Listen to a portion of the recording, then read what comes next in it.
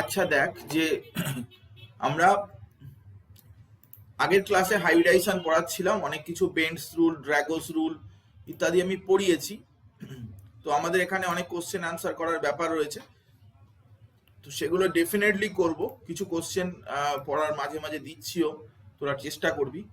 অনেকে করে আমাকে পাঠাচ্ছে, আমি ঠিক সময় পাইনি, 2-4 দিনের মধ্যে আমি দেখে বলে দেব।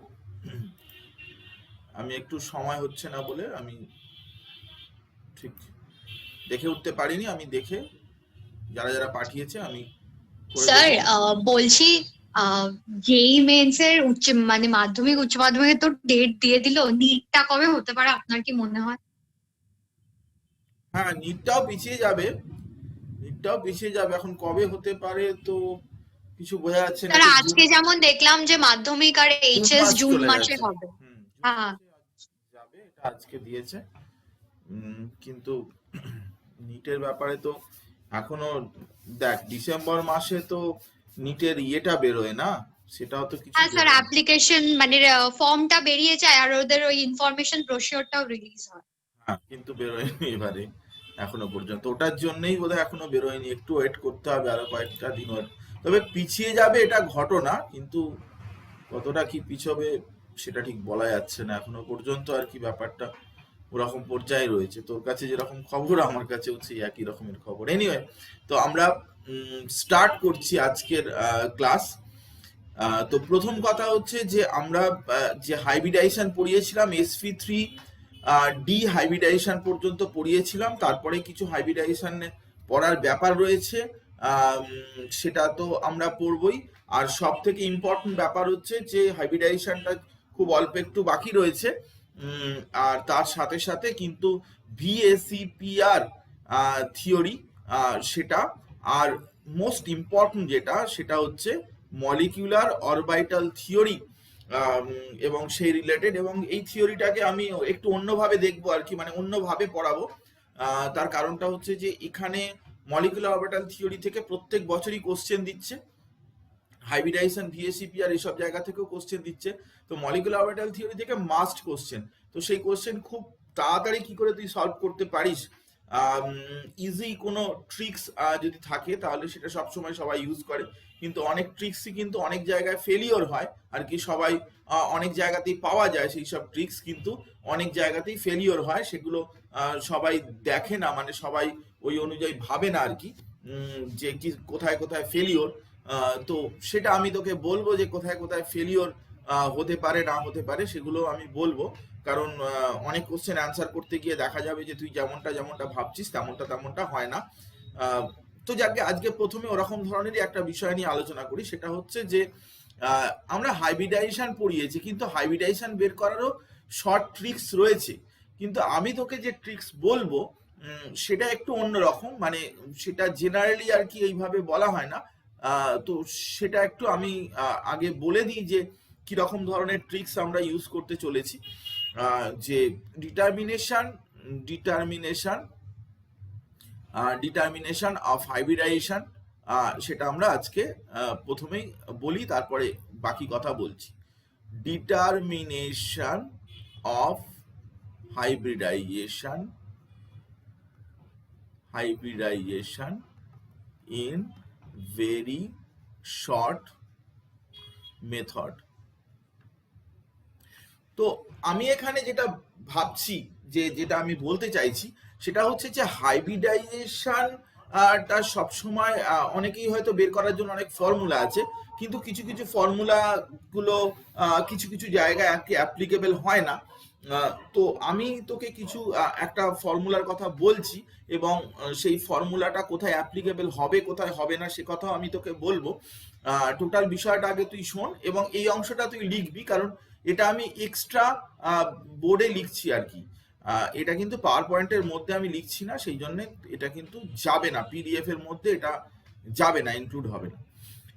তো প্রথমত যে বিষয়টা আমি তোকে বলবো সেটা হচ্ছে যে যখনই তুই হাইব্রিডাইজেশন বের করতে যাবি, সেখানে তোকে total number of valence electron, এটা হচ্ছে total number of valence electron বের করবি। ভ্যালেন্স ইলেকট্রন টোটাল নাম্বার মানে কি, মানে central atom plus surrounding atom. Central atom এবং সারাউন্ডিং অ্যাটমের মিলিতভাবে তুই ভ্যালেন্স ইলেকট্রন বের করবি, তাকে অ্যাড করবি, ভ্যালেন্স ইলেকট্রন বের করে অ্যাড করবি। অ্যাড করে সেটা দেখবি যে 8-এর চাইতে কম হচ্ছে নাকি 8-এর চাইতে বেশি হচ্ছে। 8-এর চাইতে কম বা বেশি হওয়ার সাথে সাথে কিন্তু রুলটা বদলে যাবে, কারণ বিষয়টাই এমন যে এটা কিন্তু 8টা ইলেকট্রন থাকার ব্যাপারটা কিন্তু বাইরের সেলে ইম্পর্টেন্ট। সেই জন্য আমি তোকে রুলটা এইভাবে বলছি যে total number of valence electron 8-এর চাইতে কম বা 8-এর চাইতে বেশি। যদি ভ্যালেন্স ইলেকট্রন 8-এর চাইতে কম হয় তাহলে যে ভ্যালেন্স ইলেকট্রন বেরোবে তাকে তুই 2 দিয়ে ডিভাইড করবি, 2 দিয়ে ডিভাইড করে একটা নাম্বার পাবি। সেই নাম্বারটাই হবে কিন্তু সেটা 2 হতে পারে, 3 হতে পারে, 4 হতে পারে, 5 হতে পারে, 6, 7 এসব হতে পারে। সেই অনুযায়ী SP, SP2, SP3, SP3D, SP3D2, SP3D3, 7 পর্যন্ত ম্যাক্সিমাম হতে পারে। যদি ভ্যালেন্স ইলেকট্রন টোটাল করে দাঁড়ায় 8-এর চাইতে বেশি, তাহলে সেই ভ্যালেন্স ইলেকট্রনের নাম্বারকে তুই 8 দিয়ে ডিভাইড করবি। 8 দিয়ে ডিভাইড করার পরে যে নাম্বার পাবি সেখানে এরকম আসবে যে কোশেন্ট আসতে পারে প্লাস রিমাইন্ডারও আসতে পারে, কোশেন্ট প্লাস রিমাইন্ডার। তো কোশেন্ট যা আসবে সেটা, আর রিমাইন্ডারকে তুই কি করবি না 2 দিয়ে ডিভাইড করবি। রিমাইন্ডারকে 2 দিয়ে ডিভাইড করলে এই কোশেন্ট যেটা আসবে সেটাই তোকে দেখাবে বন্ড পেয়ার কতগুলো আছে। আর রিমাইন্ডার যেটা, রিমাইন্ডারকে 2 দিয়ে ডিভাইড করলে এই পোর্শনটা যেটা আসবে সেটা হচ্ছে লোন পেয়ার। কিন্তু রিমাইন্ডারকে তখনই 2 দিয়ে ডিভাইড করবি যখন তার ভ্যালুটা 2 বা 2 এর চাইতে বেশি হবে। আর এর ভ্যালুটা 2 বা 2 এর চাইতে 2 বা 2 এর চাইতে বেশি হবে, তখনই কিন্তু এটা তুই 2 দিয়ে ডিভাইড করবি। ডিভাইড করে তুই সেখান থেকে লোন পেয়ারের নাম্বারটা বের করবি। এই মেথডটা কেন এত ভালো না, এই মেথডটাতে কিন্তু তুই বন্ড পেয়ার, লোন পেয়ারের সংখ্যাটাই পেয়ে যাবি। বেশিরভাগ ক্ষেত্রেই দেখবি যে 8-এর চাইতে বেশি হবে, বেশিরভাগ ক্ষেত্রে 8-এর চাইতে বেশি হবে। যেগুলো খুব কমন মলিকিউল কয়েকটা 8 হবে, কিন্তু বেশিরভাগই 8-এর চাইতে বেশি হবে।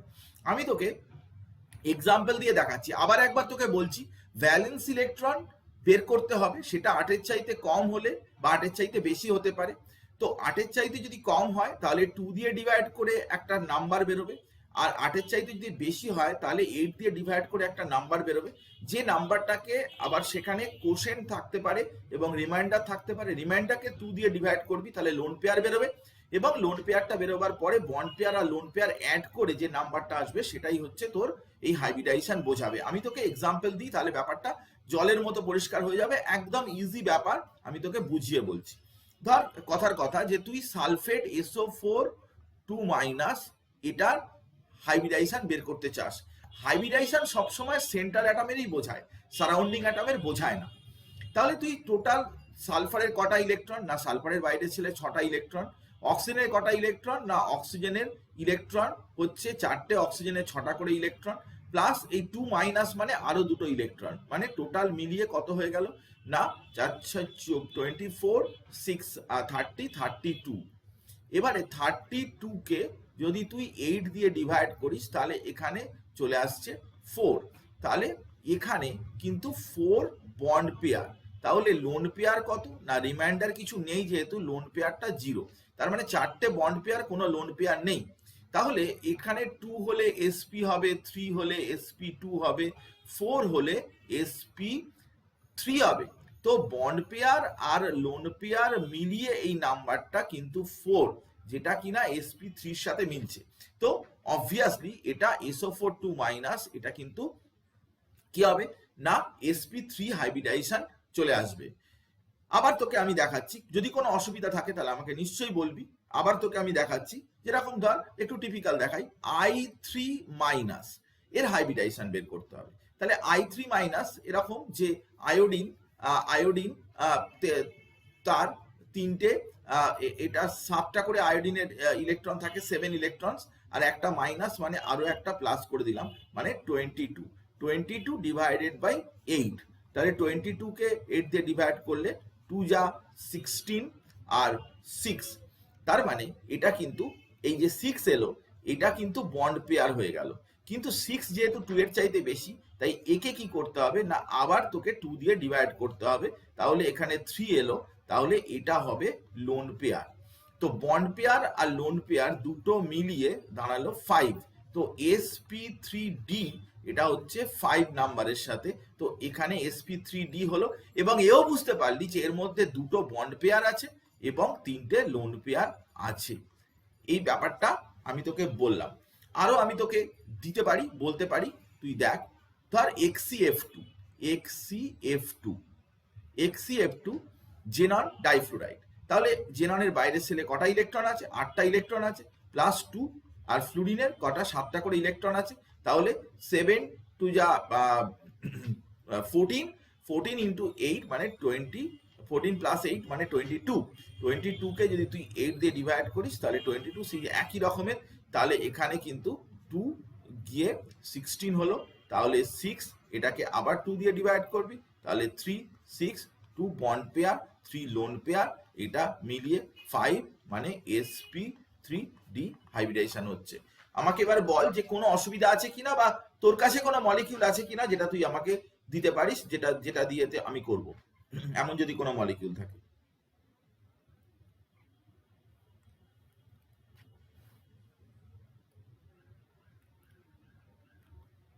কারোর কোনো অসুবিধা আছে? কারোর কোনো বক্তব্য আছে?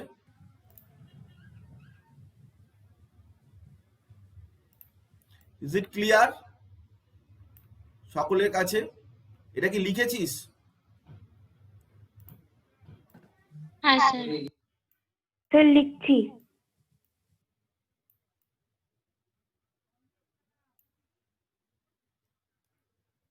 তো আমরা এই পদ্ধতিটা ইউজ করছি এই কারণেই যে এই পদ্ধতিটা কিন্তু অনেক বেটার এবং অনেক বেশি জায়গায় কিন্তু এটা অ্যাপ্লিকেবল, মোটামুটি ফেলিওর হবে না, কারণ আমি সব দিকে দেখে আমি তোকে বললাম। যেরকম আরো যদি তুই চাস তাহলে আরো আমি দেখাতে পারি, ধর এক্সি এরকম ধরনের, ধর একটু জটিল জটিল টাইপের মলিকিউল, XCOF4 এরকম ধরনের তুই মলিকিউল নিবি, তাহলে XCOF4, তাহলে জেনন এখানে 8 প্লাস অক্সিজেনের কিন্তু বাইরের সেলে অক্সিজেনের 6 প্লাস ফ্লুরিন 4 ইন্টু 7, তার মানে এটা হয়ে গেল 14 প্লাস 28, মানে 14 প্লাস 28 করে এটা কিন্তু চলে এলো তোর কত? 42। এবারে তুই এটাকে 8 দিয়ে তুই ডিভাইড করলি, তাহলে 40, এখানে 2 এলো, 2 এলে আবার 2 দিয়ে ডিভাইড করে দিলি, তাহলে এটা কিন্তু 1, তার মানে 5 bond pair, 1 lone pair, bond pair lone pair করে এটা কিন্তু 6, মানে 6 হলো মানে sp3d2 হাইব্রিডাইজেশন চলে এলো। তো ব্যাপারটা খুব সিম্পল ব্যাপার, আমি তোকে বললাম যে যদি কোনো অসুবিধা থাকে তাহলে আমাকে বলবি, কারণ এই পদ্ধতিটা আমরা ইউজ করব, এই পদ্ধতিটা ইউজ করে এখান থেকে কিন্তু আমরা টোটাল ব্যাপারটা কিন্তু এখানে যেটা হাইব্রিডাইজেশন বের করব। তো তোদের ব্যাপারটা ক্লিয়ার হয়েছে? আমি এটা জানতে চাইছি যে সকলের ব্যাপারটা ক্লিয়ার হয়েছে কিভাবে হাইব্রিডাইজেশন আমরা বের করব? হ্যাঁ স্যার। হ্যাঁ স্যার। একদম ভেরি গুড। হ্যাঁ স্যার। তো এটা এগুলো সব মলিকিউলের ক্ষেত্রে হবে তো? হ্যাঁ, 8 এর চাইতে কম মানে ওইভাবে বের করতে হবে, 2 দিয়ে ডিভাইড করতে হবে। 8 এর চাইতে 8 এর চাইতে বেশি হয়ে গেলে 8 বা 8 এর চাইতে কম, মানে ধর তুই অ্যামোনিয়া যখন করতে যাবি তখন কিন্তু এখানে কিন্তু ওরকম ধরনের কোনো লোন পেয়ার আসবে না, দেখাবে না। 8 এর চাইতে কম যেটা সেটা দেখাবে না। নাইট্রোজেন হচ্ছে 5 প্লাস 3 মানে 8, এটাকে যদি একে তোকে কি করতে হবে, 8 কে তোকে 2 দিয়ে ডিভাইড করতে হবে, এগুলোকে 2 দিয়ে ডিভাইড করতে হবে, তাহলে 8 চলে আসবে। এখানেও যদি তুই 8 দিয়ে ডিভাইড করিস হবে না, এখানে যদি 8 দিয়ে ডিভাইড করিস হবে না, কারণ এখানে কিন্তু তোর যেটা 8 এর চাইতে কম, যেটা 8 বা 8 এর চাইতে কম যেগুলো, সেগুলোতে কিন্তু মিলে যাবে sp3 এই 4টে, কিন্তু এটাতে bond pair plus lone pair করেই তোর 4 আসবে, বন্ড পেয়ার ওখানে লোন পেয়ার আলাদা করে আসবে না। এটাই সব জায়গায় বলা থাকে না, রুলেতে সবাই বলে যে এই 8 দিয়ে ডিভাইড করে চলে আসবে, কিন্তু এটা 8 দিয়ে ডিভাইড করে আসবে না, কারণ 8 দিয়ে যদি 8 কে ডিভাইড করিস তাহলে 1 আসবে। তো 1 এখানে হাইব্রিডাইজেশনে 1 আসার কথা নয়, 2 দিয়ে ডিভাইড করতে হবে ওগুলো। এইটুকু জানলেই হয়ে যাবে। মানে 8 এর চাইতে কম মানে তুই 2 দিয়ে ডিভাইড করবি। এরকম বড় সড়ো মলিকিউল সকলের ক্ষেত্রে মিলে যাবে, মানে আমি সব করে দেখেছি, আমি প্রচুর করে দেখেছি যে এটা সবের ক্ষেত্রে মিলে যাবে। অন্য অনেক ক্ষেত্রে লিমিটেশন আছে, কিন্তু এটা মিলে যাবে। আর মানে প্লাস প্লাস থাকলে মাইনাস করে দিবি, এরকম প্লাস থাকলে ইলেকট্রন কমিয়ে দিবি, এরকম মাথায় প্লাস থাকলে সেটা কমিয়ে দিবি, আর মাইনাস থাকলে বাড়িয়ে দিবি, ব্যাস এইটুকুই মনে রাখলেই হবে, আর কিছু অসুবিধা নেই। আচ্ছা, এবারে দেখ যে আমরা চলে আসছি হাইব্রিডাইজেশন কি করে বের করতে হবে, সেই জিনিসটা আমি বললাম তোকে। হাইব্রিডাইজেশন কি করে ইজিয়েস্ট ওয়েতে বের করা যায় সেটার কথা আমি তোকে বলেছি। নেক্সট আমি তোকে যেটা বলবো সেটা হচ্ছে কি না, সেটা হচ্ছে যে আজকে আমরা হাইব্রিডাইজেশনের আরো একটা পার্ট যেটা কিনা খুবই ইন্টারেস্টিং, খুবই বিষয়টা গুরুত্বপূর্ণ, সেটা হচ্ছে কি না, দেখবি যে আমি তোকে একটা কথা বলছি, দেখবি যে এই যে আমাদের যে অ্যাক্সিয়াল ইকুইটোরিয়াল এই যে কনসেপশনটা, এই কনসেপশনটা কিন্তু গন্ডগোল আছে। আমি তোকে বলছি, তুই আমার কথাটা ভালো করে শোন। আমরা কিছু ভুল জানি, যে জিনিসটা ভুল জানি আমি সেটা তোকে বলছি। সেটা হচ্ছে ধর sp3d হাইব্রিডাইজেশন হলো, তখন আমরা কি করি না এরকম করে লিখি এবং এই জায়গাটা এরকম করে দিই। এইখানটায় ধর একটা এ বলে একটা অ্যাটম রয়েছে, সেন্ট্রাল অ্যাটম, এখানে বি, এখানে বি, এখানে বি, এখানে বি, এখানে বি দিলাম। তো এর ইকুইটোরিয়াল আর অ্যাক্সিয়াল পজিশন কোনটা? এই পজিশনগুলো আগের দিনকার আমি বেন্টস রুল পড়িয়েছি, নিশ্চয়ই তোদের মনে আছে। বেন্টস রুল যারা ক্লাসে ছিলিস তারা নিশ্চয়ই মনে আছে বেন্টস রুল আমি কি পড়িয়েছিলাম। তো এই এই এই পজিশনগুলো হচ্ছে ইকুইটোরিয়াল পজিশন, এগুলো হচ্ছে অ্যাক্সিয়াল পজিশন, এগুলোকে বলে অ্যাক্সিয়াল পজিশন, অ্যাক্সিয়াল। আর এই যে পজিশনগুলো সেটা হচ্ছে কি ইকুইটোরিয়াল পজিশন, এগুলো সব ইকুইটোরিয়াল পজিশন। এটা তো আমি আগের দিনকারই বলেছিলাম, এটা তো নিশ্চয়ই তোর মনে আছে যে অ্যাক্সিয়াল পজিশন কোনগুলো কোনগুলো ইকুইটোরিয়াল পজিশন। কারণ এই sp3d হাইব্রিডাইজেশনটাকে sp3d হাইব্রিডাইজেশনটাকে আমরা বলেছিলাম এটা অ্যাকচুয়ালি sp3d নয়, এটা হচ্ছে sp2 plus pd hybridization. pd বলতে আমি বুঝিয়েছিলাম যে px pz আর dz স্কোয়ার, এটা সেই জন্য এর অ্যাক্সিস বরাবর থাকে, এবং এটা হচ্ছে তোর হাইব্রিডাইজেশনটা যেটা সেটা হচ্ছে তোর লিনিয়ারলি ওটা একটা অ্যাক্সিস বরাবর থাকছে, আর sp2 হচ্ছে প্ল্যানার। এই হিসাবে ওই উপরের নিচের বন্ডগুলো যেগুলো তুই দেখতে পাচ্ছিস, এই যে এই বন্ডটা বা এই বন্ডটা উপরে নিচে এই বন্ডটা, এইগুলোকে আমি অ্যাক্সিয়াল বলেছিলাম। এবারে তুই আমাকে বল যে এই একই আইডিয়াতে এবারে তুই বল যে আমি যদি sp3d2 করি তাহলে সেখানে কিন্তু আমাদের স্ট্রাকচারটা হয় যেটা, সেটা হচ্ছে এরকম, এখানে এ থাকে, এরকম বি বি বি, এরকম বি বি বি বি যদি থাকে তাহলে এরকম ধরনের বি বি এরকম দিয়ে দিলাম। তো এইটা যেটা এখানে অ্যাক্সিয়াল আর ইকুইটোরিয়াল কোনটা এটা আমাকে তুই বল, শুধু আর কিচ্ছু দরকার নেই, এখানে অ্যাক্সিয়াল আর ইকুইটোরিয়াল বন্ড কোনটা কোনগুলোকে অ্যাক্সিয়াল বলবো কোনগুলোকে ইকুইটোরিয়াল বলবো, এটা আমাকে বল তুই। রেক্ট্যাঙ্গেলের যে কর্নার গুলো আছে ওইগুলো ইকুয়েটোরিয়াল আর উপরে নিচে অ্যাক্সিয়াল। এইগুলো ইকুইটোরিয়াল আর উপরে নিচে এইগুলো অ্যাক্সিয়াল। মেঘনা এটা বলছে ওরকম বলা যাবে না, কারণ ইকুয়েটেড এক্সেল নেই এখানে, 90 ডিগ্রি অ্যাঙ্গেল করে আছে প্রত্যেকটার সাথে।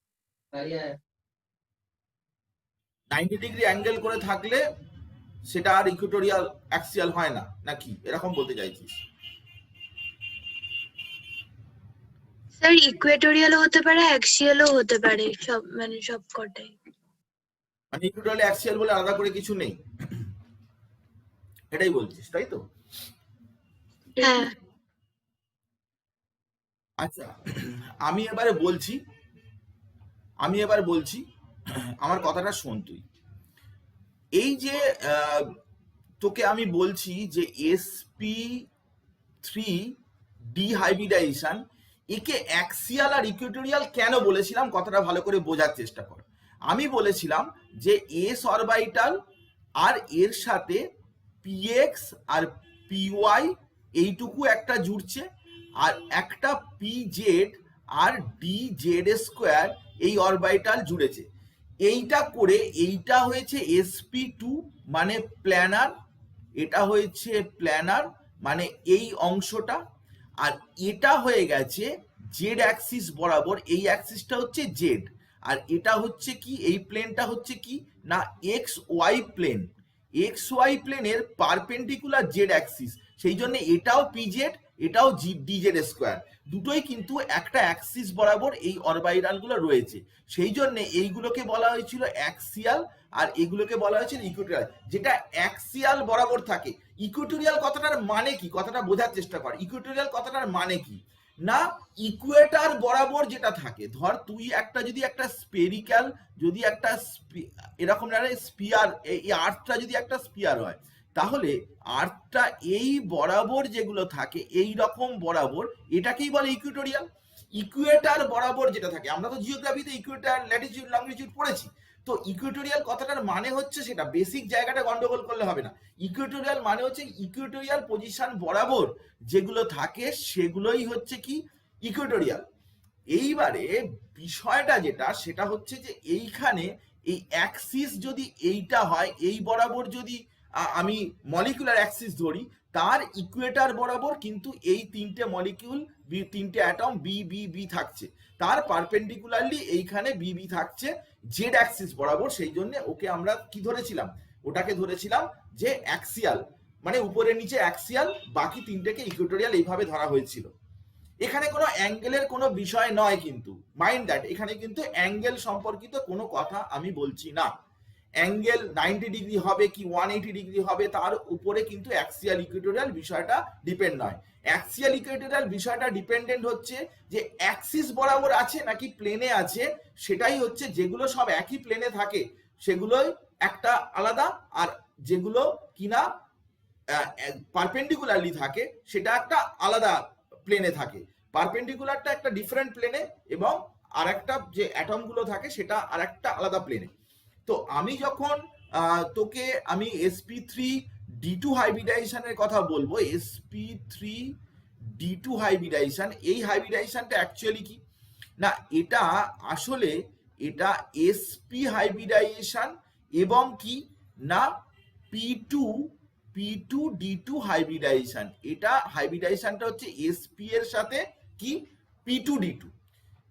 p2d2 হাইব্রিডাইজেশন আর sp হাইব্রিডাইজেশন। সবসময় একটা জিনিস মনে রাখবি যে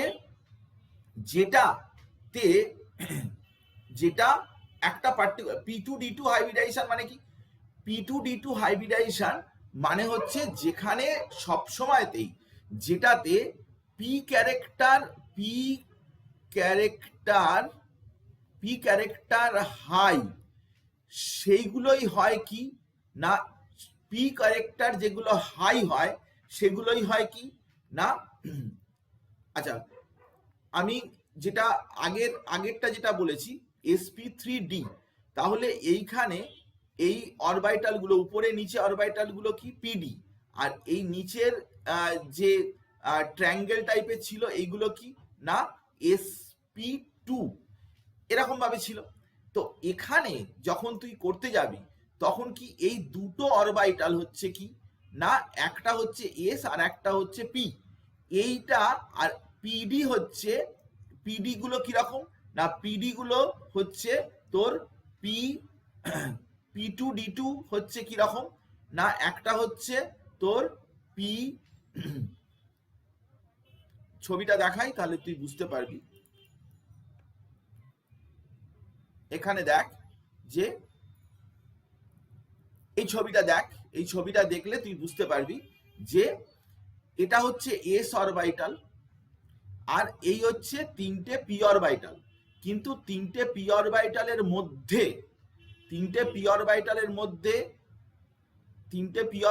আর একটা ডি, আর দুটো ডি অরবিটালের মধ্যে একটা D x square minus Y square, এটা হচ্ছে ডি জেড স্কোয়ার, আর এটা হচ্ছে পি জেড।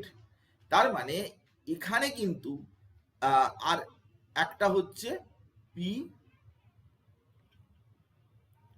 এটা হচ্ছে তোর একটা এস এর সাথে px py আর আরেকটা pz। আচ্ছা, এইখানে এস এর সাথে যেটা জুড়বে সেটা হচ্ছে কি না পিজেডটা জুড়বে। আমি এখানে ভুল লিখেছি, এস এর সাথে পিজেড আর পিএক্স পিওয়াই আর DZ square DX square minus Y square, এগুলো কিন্তু ডিজেড স্কোয়ার নয়, এটা হচ্ছে ডিএক্সওয়াই। এক্স আর ওয়াই প্লেনে যতগুলো অরবিটাল রয়েছে, এক্স আর ওয়াই প্লেনে যা যা অরবিটাল রয়েছে সেগুলো সবই কিন্তু এস আর পি জেড, এটা হচ্ছে একটা যেটা এসপি হবে, আর আরেকটা হচ্ছে কি না p x p y d x y d x square minus Y square আর ডি, এইটা পি টু, আর কিছু নেই। তাহলে এইটুকু হচ্ছে কি না এইটুকু হচ্ছে পি টু ডি টু। কথাটা বোঝার চেষ্টা কর, পি টু ডি টু একটা প্লেন, আর তার সাথে একটা লাইন বরাবর অ্যাক্সিস বরাবর কি আছে না পিজেড, মানে একটা প্লেন হচ্ছে, এই প্লেনটা হচ্ছে তাতে চারটে অরবিটাল আছে, এই চারটে অরবিটাল সব এই প্লেনটা কি না এক্স ওয়াই প্লেন, আর বাকি আর একটা হচ্ছে ডিএড অ্যাক্সিস বরাবর রয়েছে, যেটা এটা হচ্ছে এসপি আর এটা হচ্ছে এসপি। তো এইখানে যে বন্ডিং হচ্ছে, যে অরবিটাল গুলো রয়েছে sp3d2 তে, সেই অরবিটাল গুলোতে এই যে চারটে অরবিটাল মানে sp3d2 যে চারটে অরবিটাল, সেই চারটে অরবিটালের মধ্যে এই চারটে অরবিটাল গুলো কি না এই চারটে অরবিটাল গুলো অ্যাকচুয়ালি p2d2, আর এই মাথার উপরে আর নিচের অরবিটাল গুলো কি না sp কথাটা বুঝছিস কি বুঝছিস না? আমি তোকে বলতে চাইছি যে যে 6টা ডি অরবিটাল, এই যে 5টা ডি অরবিটাল আছে, 5টা কি কি ডি অরবিটাল আছে দেখ, d x y d y z d z x d x square minus Y square আর ডি জেড স্কোয়ার। তুই একই প্লেনে কোনগুলো রয়েছে দেখ, ডি এক্স ওয়াই আর d x square minus Y square, এ দুটো একই প্লেনেই রয়েছে। আচ্ছা, আর এস তো যে কোনো প্লেনেই থাকবে, এস এর সাথে প্লেন স্যাটিসফাই করবে কোনটা না পিজেড। তো এস আর পিজেড মিলিয়ে একটা, এটা হচ্ছে কি এসপি, এরকম দুটো অরবিটাল হলো। আর d x y d x square minus Y square, এর সাথে এবারে পি এক্স আর পি ওয়াই, এই দুটোকে রাখ। তাহলে এখানে হয়ে গেল কি না পি টু ডি টু হচ্ছে একটা প্লেনে, সেই প্লেনটা হচ্ছে কি না এক্স ওয়াই প্লেন, এই প্লেনটা হচ্ছে কি এক্স ওয়াই প্লেন। আর এসপি হচ্ছে এটা একটা আলাদা একটা প্লেন, ওর পারপেন্ডিকুলার মানে এক্স ওয়াই এর যে পারপেন্ডিকুলার প্লেন হবে সেটা হচ্ছে জেড হবে, যেখানে পিজেড আছে। আর এস তো যে কোনো প্লেনে থাকতে পারে, এসটা নিয়ে কথা নয়, পিজেড আছে। তো এস সঙ্গে সঙ্গে জেড এর সাথে জুড়লে ওর প্লেনটা চেঞ্জ হয়ে গিয়ে জেডই হয়ে যাবে। তাহলে এই যে চারটে পজিশন, এই চারটে পজিশন হচ্ছে কি না এইগুলো হয়ে গেল, এই যে পজিশনগুলো, এই পজিশনগুলো এখন হয়ে গেল কি না অ্যাক্সিয়াল, এই পজিশনগুলো হয়ে গেল অ্যাক্সিয়াল, আর এইগুলো অ্যাক্সিয়াল হলো, আর এইটা হয়ে গেল না এইগুলো ইকুইটোরিয়াল যেরকম আছে সেগুলো ইকুইটোরিয়ালই হলো, এই চারটে ইকুইটোরিয়ালই হলো। অরবিটাল গুলো শুধু চেঞ্জ হয়ে গেল, এগুলো ইকুইটোরিয়াল হলো, এই উপরে নিচে হচ্ছে অ্যাক্সিয়াল হলো। উপরে নিচে যেরকম অ্যাক্সিয়াল ছিল অ্যাক্সিয়ালই হলো, কিন্তু চেঞ্জটা হলো কি না লোন পেয়ার যখন আমরা রাখি, কথাটা বোঝ, যে লোন পেয়ার যখন আমরা রাখছিলাম, লোন পেয়ার আমরা কোথায় রাখছিলাম, সবসময় লোন পেয়ারটাকে কোথায় রাখতে হয়, যেখানে এস ক্যারেক্টার যেখানে হাই, যেখানে এস ক্যারেক্টার বেশি সেখানে থাকে কি লোন পেয়ার। তো এস ক্যারেক্টার এখানে কোথায় বেশি আছে, এস ক্যারেক্টার কিন্তু উপরে নিচে বেশি আছে, লোন পেয়ারটা সবসময় কিন্তু এই উপরে এবং নিচেতেই লোন পেয়ারটা থাকবে। এই জায়গাগুলোতে লোন পেয়ার থাকবে না। দুটো স্ট্রাকচারের মধ্যে ডিফারেন্স আছে। যখন তুই ট্রাইগোনাল sp3d করছিস, তখন তোর লোন পেয়ার গুলো কোথায় থাকে না এই উপরে নিচে থাকে না। লোন পেয়ার থাকে কোথায় না, লোন পেয়ার থাকে এই রকম জায়গায়, লোন পেয়ার থাকে এরকম জায়গায়। কিন্তু যখন তুই এই রকম হাইব্রিডাইজেশন করবি, তখন তোর লোন পেয়ার গুলো কোথায় থাকবে না, লোন পেয়ার গুলো এই রকম জায়গায়, এরকম জায়গায় লোন পেয়ার গুলো থাকবে। লোন পেয়ার থাকে সেই জায়গাতে, লোন পেয়ার থাকবে সেই জায়গাতেই where s character is high. S character যেখানে বেশি সেখানে লোন পেয়ার থাকবে। তো এখানে যখন ছিল তখন ভিতরে sp2 ছিল আর উপরে ছিল pd, আর এইখানে যখন এলো তখন উপরে হচ্ছে sp আর ভিতরে হচ্ছে p2d2। সেই জন্য লোন পেয়ারের পজিশনটা কিন্তু বদলে গেল। লোন পেয়ার কিন্তু আগে উপরে নিচে ছিল, মানে অ্যাক্সিয়াল পজিশনে ছিল, axial position equatorial position fixed, কিন্তু লোন পেয়ার থাকার যে জায়গাটা সেই জায়গাটা কিন্তু চেঞ্জ হয়ে গেল। আমার কথাটা বুঝেছিস না বুঝিসনি?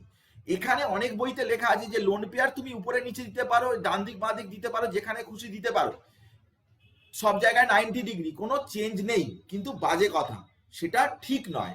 আমি এই জিনিসটা জানতে চাইছি যে এটা তুই বুঝতে পেরেছিস কিনা, কারণ আমি একবার দুবার গন্ডগোল করে আবার ঠিক করে বলেছি, সেই জন্য আমি নিজেও গুলিয়ে ফেলে তারপরে আমি বলেছি। সেই জন্য আমি জানতে চাইছি যে তোদের ব্যাপারটা কি ক্লিয়ার হয়েছে নাকি আবার আমি বলবো? স্যার একবার বলুন। আমি আগের দিনকার যে হাইব্রিডাইজেশনটা বলেছি সেটা হচ্ছে sp3d, আর এখানে আজকে বললাম sp3d2। তো এই হাইব্রিডাইজেশনটা হচ্ছে কি না sp2 প্লাস pd হাইব্রিডাইজেশন। এই হাইব্রিডাইজেশনটা কি sp প্লাস p2d2 হাইব্রিডাইজেশন। এখানে স্ট্রাকচারটা কেমন ছিল না ট্রাইগোনাল বাইপিরামিডাল। তাতে এই যে ভিতরের যে জায়গাটা, এই জায়গাগুলো sp2 আর উপরের জায়গাগুলো হচ্ছে pd, উপরে নিচে জায়গা হচ্ছে pd। কিন্তু এখানে যে হাইব্রিডাইজেশনে যেটা হয়েছে সেটা হচ্ছে যে এইটা হচ্ছে উপরে নিচেরটা হচ্ছে কি না sp, উপরের নিচে হচ্ছে sp, আর ভিতরের যে চারটে বন্ড এই বন্ডগুলো হচ্ছে কি না p2d2। তাহলে লোন পেয়ার সেখানেই থাকে, লোন পেয়ার সেখানে থাকবে যেখানে S character high, S character বেশি।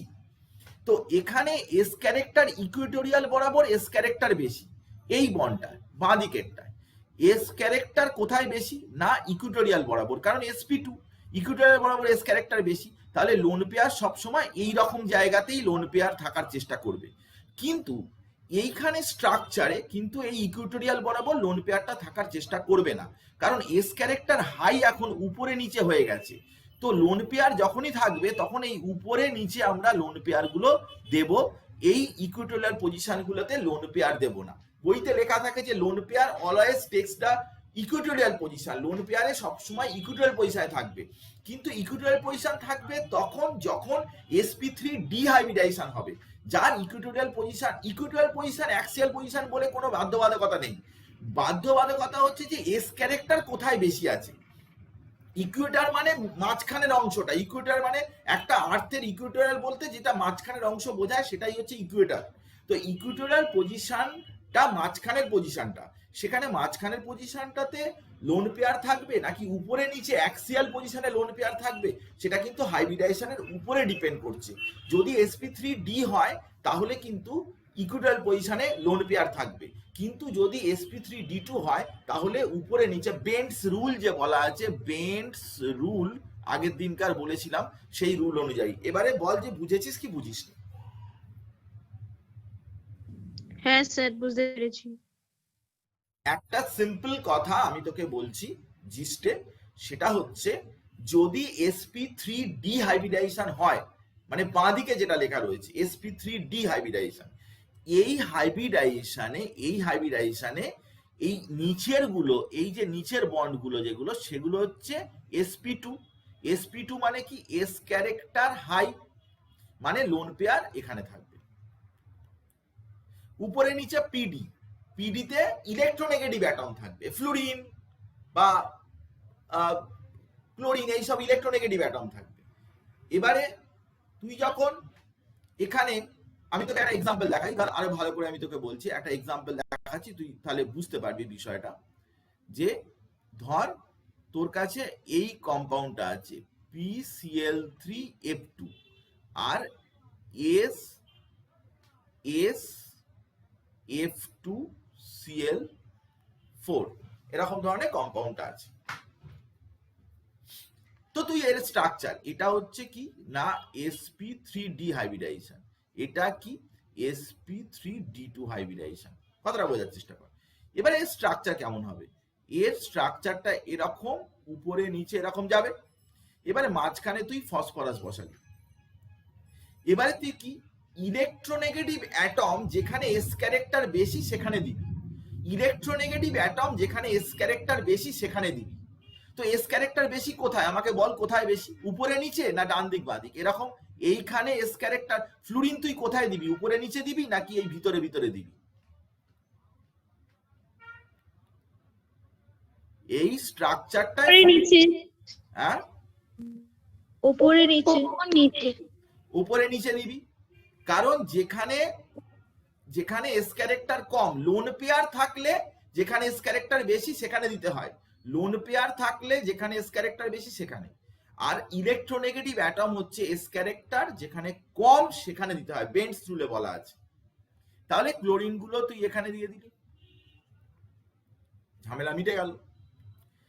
এবারে তুই যদি এই স্ট্রাকচারটা করিস, এদিকে স্ট্রাকচারটা, তাহলে এখানে এস, এবারে এই চারটে জায়গা আর এখানে উপরে নিচে জায়গা। এবারে তুই ফ্লুরিন কোথায় দিবি, ক্লোরিন কোথায় দিবি, এবারে আমাকে বল, এটা বল, তাহলেই আমি বুঝে যাবো যে বুঝেছিস। এবারে চারটে ক্লোরিন আছে, দুটো ফ্লুরিন আছে, কোথায় তুই কি দিবি বল?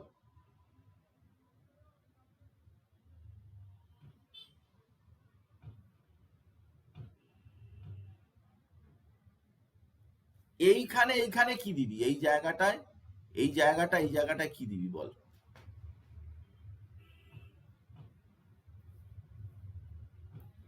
ক্লোরিন। হ্যাঁ, ক্লোরিন না ফ্লুরিন, সিএল না এফ? উপরে নিচে, উপরে নিচে তুই সিএল দিবি না এফ দিবি, এইটুকু বল। দেবাদিতা বল, চুপ করে থাকলে হবে না, বলতে হবে। হ্যাঁ, উপরে নিচে আমি কি দেবো বল, বুঝে বল।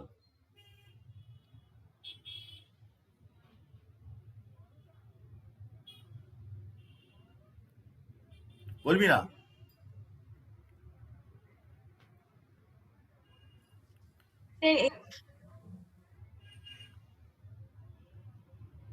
ঠিক আছে, বাদ দে, বলতে হবে না।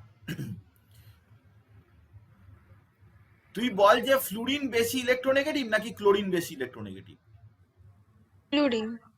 ফ্লুরিন বেশি ইলেকট্রোনেগেটিভ। ইলেকট্রোনেগেটিভ অ্যাটম কোথায় যাবে, যেখানে পি ক্যারেক্টার বেশি সেখানে যাবে নাকি যেখানে এস ক্যারেক্টার বেশি সেখানে যাবে? বেন্টস রুলে কি বলা আছে? এটা আবার কোথায় চলে এলাম?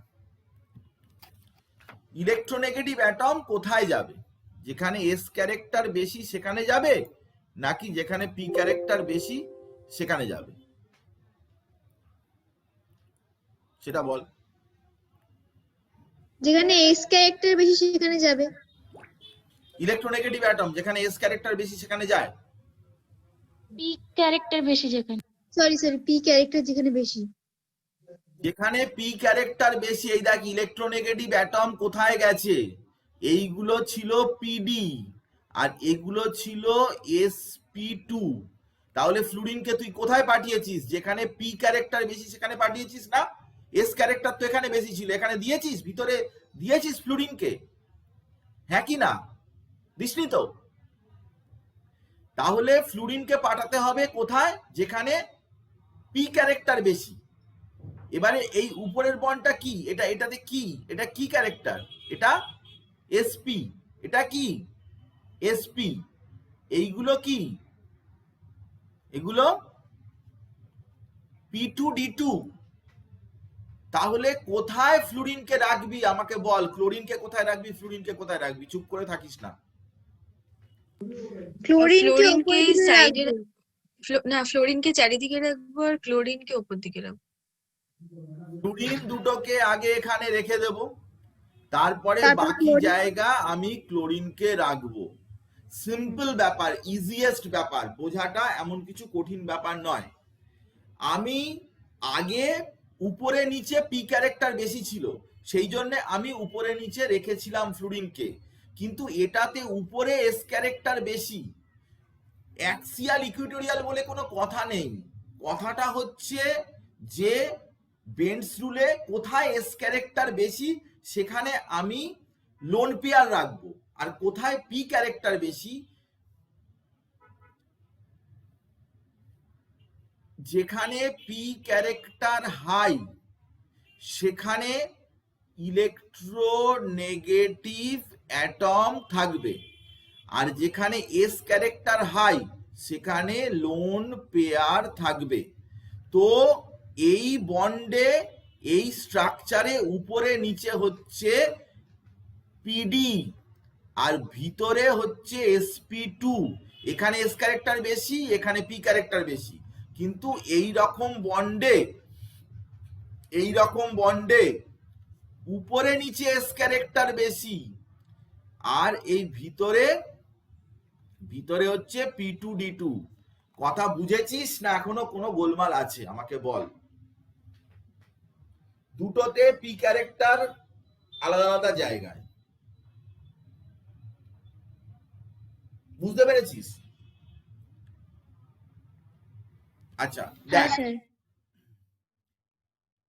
দেখ, না বুঝতে পারলে তো আমাকে ডেফিনেটলি বলবি। আমি তোকে বলছি যে XeOF4 এর স্ট্রাকচার বানাচ্ছি আমি, আমার কথাটা শুন তুই, এর স্ট্রাকচার বানাচ্ছি আমি। তো কিভাবে স্ট্রাকচারটা বানাবো তুই কথাটা বোঝার চেষ্টা কর। সেটা হচ্ছে কি না, এর ভ্যালেন্স ইলেকট্রন আমি গুনবো। তো জেননের কত? 8টা, অক্সিজেনের কত? 6টা, ফ্লুরিনের কত না 4 ইন্টু 7, তাহলে 14 প্লাস 28 মানে 42 ডিভাইড বাই 8, তাহলে 5 এটা হচ্ছে বন্ড পেয়ার, আর 2 রিমাইন্ডার থাকবে, তাকে 2 দিয়ে ডিভাইড করলে একটা লোন পেয়ার। তাহলে 5 প্লাস 1 মানে 6 sp3d2 হাইব্রিডাইজেশন হয়ে গেল। sp3d হাইব্রিডাইজেশন হলে তার স্ট্রাকচারটা কিরকম হবে? ঠিক এরকম হবে। এবারে দেখ এখানে তোর কটা আছে অ্যাটম, দেখ Xc আছে, O আছে, আর 4টে ফ্লুরিন আছে, তাহলে 5টা আছে। লোন পেয়ার একটা রয়েছে, বেরিয়ে গেছে, তার মানে এর উপরে একটা লোন পেয়ার আছে।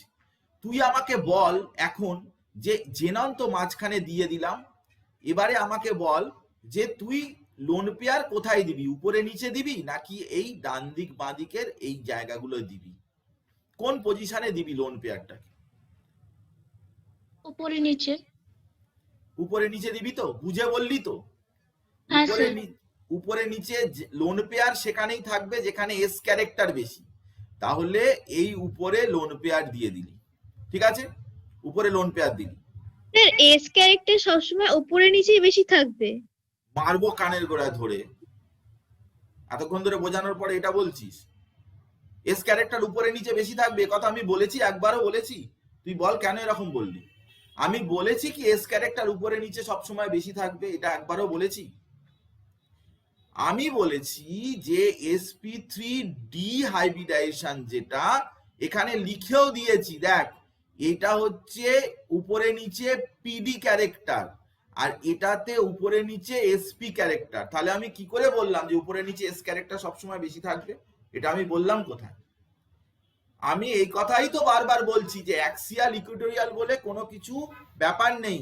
এস ক্যারেক্টারটা পি ক্যারেক্টারটা ডিপেন্ড করবে কোন প্লেনে বন্ডিংটা হয়েছে। যে প্লেনে বন্ডিংটা হয় সেই প্লেনটা হচ্ছে ভিতরে হয়, যে প্লেনে বন্ডিংটা হয়। এটা যখন হয়েছে তখন দেখবি যে আমি তোকে বলেছি যে এস আর পিএক্স পি ওয়াই এটা একটা প্লেন, যে প্লেনটা হচ্ছে এইটা এক্স ওয়াই প্লেন, যেটা sp2, আর এর পারপেন্ডিকুলার যে প্লেন পি জেড স্কোয়ার আর ডি পি জেড আর ডি জেড স্কোয়ার, এইটা হচ্ছে কি না পিডি, এটা পারপেন্ডিকুলার প্লেন।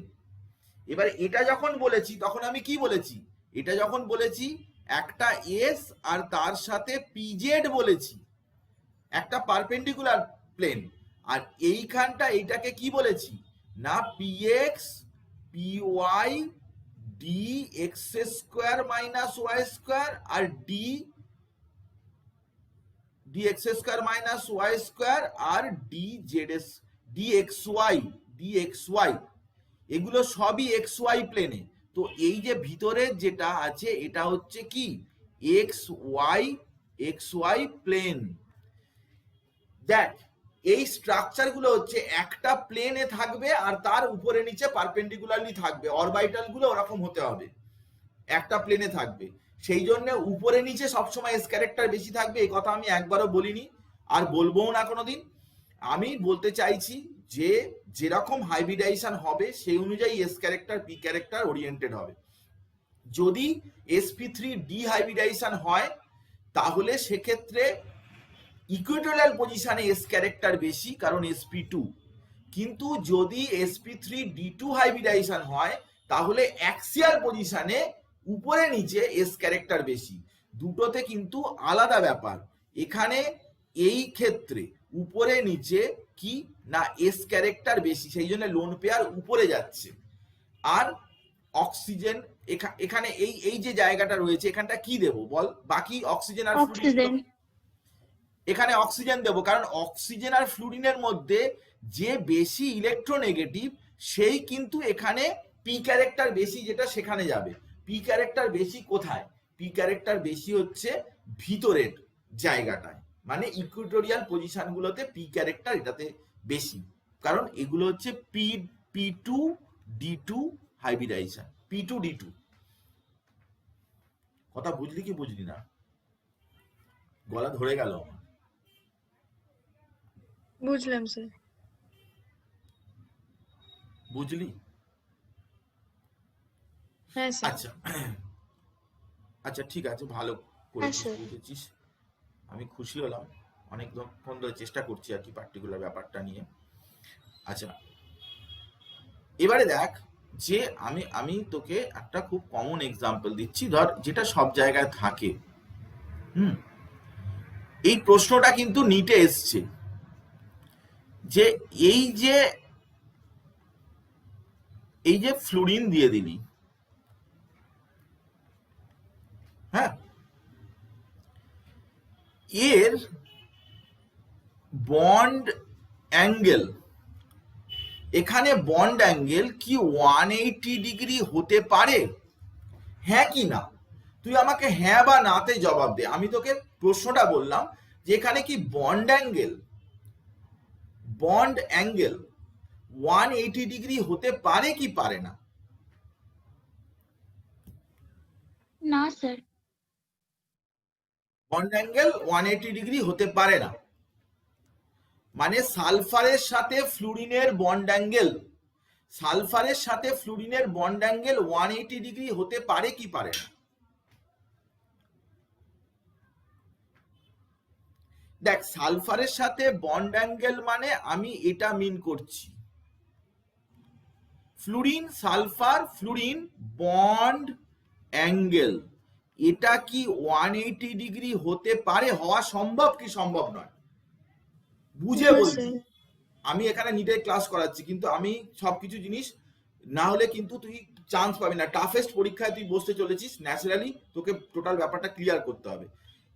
এফ এই বন্ড অ্যাঙ্গেলটা কি 180 ডিগ্রি হতে পারে কি হতে পারে না, হ্যাঁ কি না?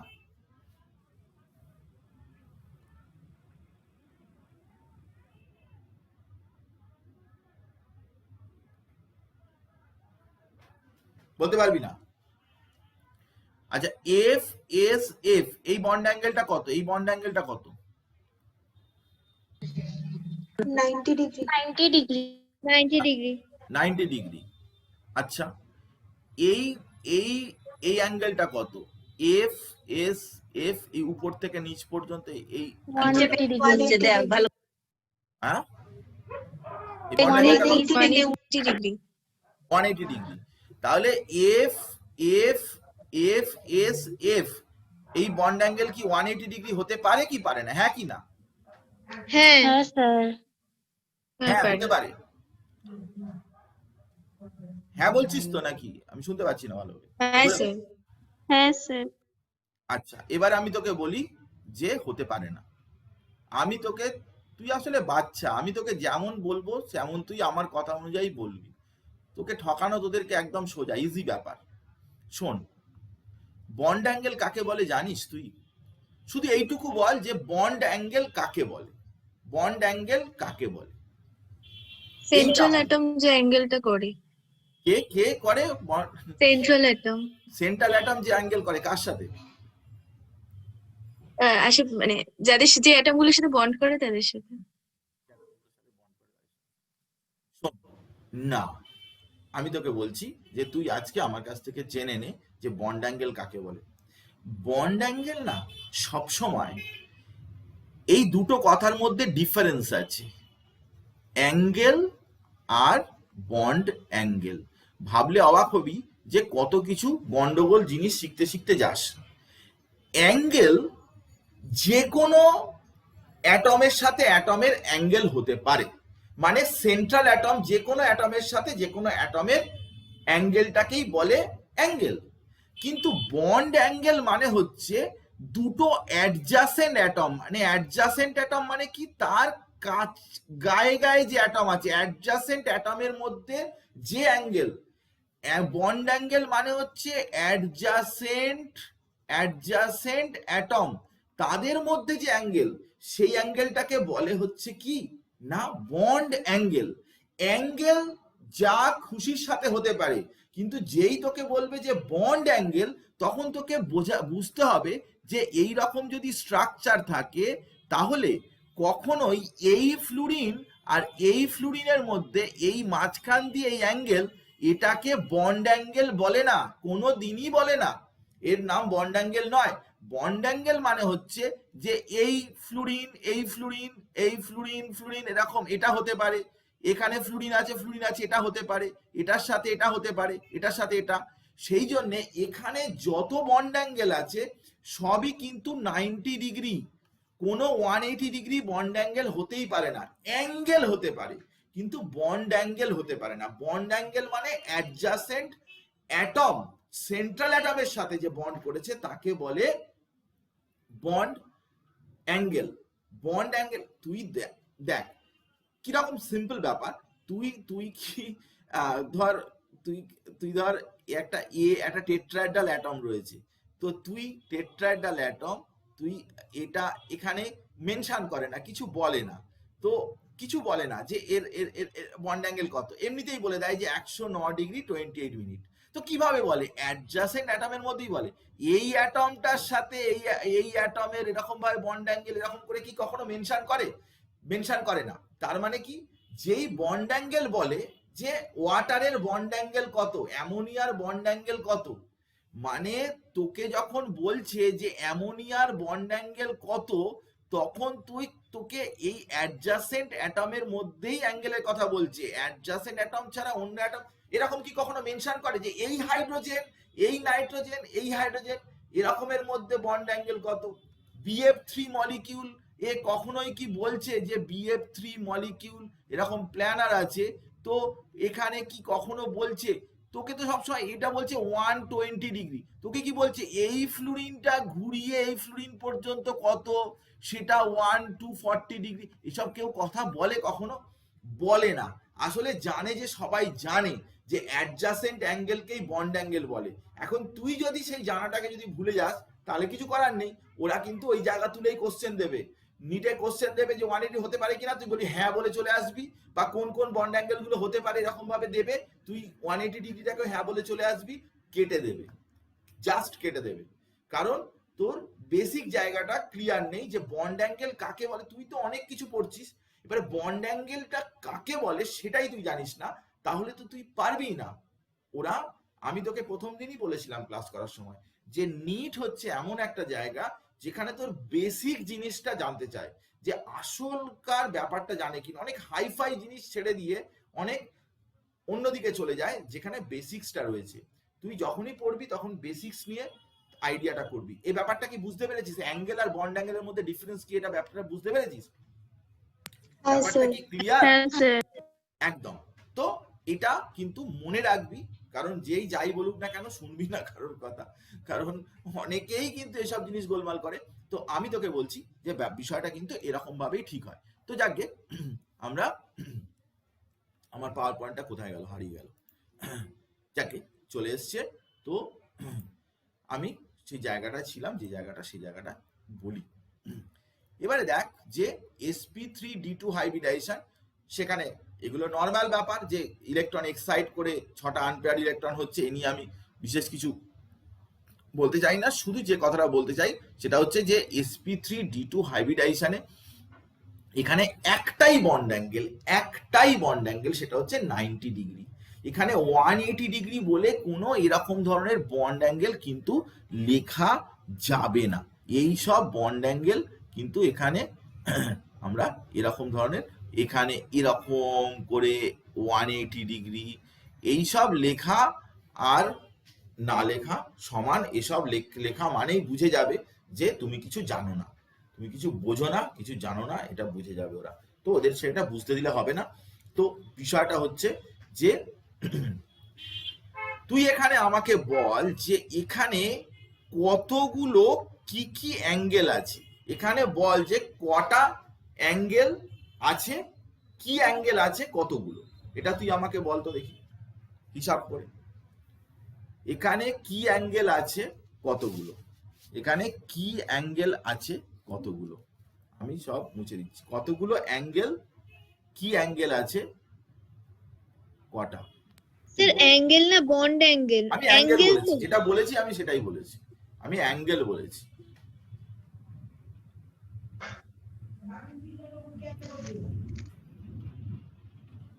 চারটে 90 ডিগ্রি আছে, দুটো 180 ডিগ্রি আছে, একটা 270 ডিগ্রি আছে আর একটা 360 ডিগ্রি আছে। এখানে 12টা 90 ডিগ্রি অ্যাঙ্গেল আছে,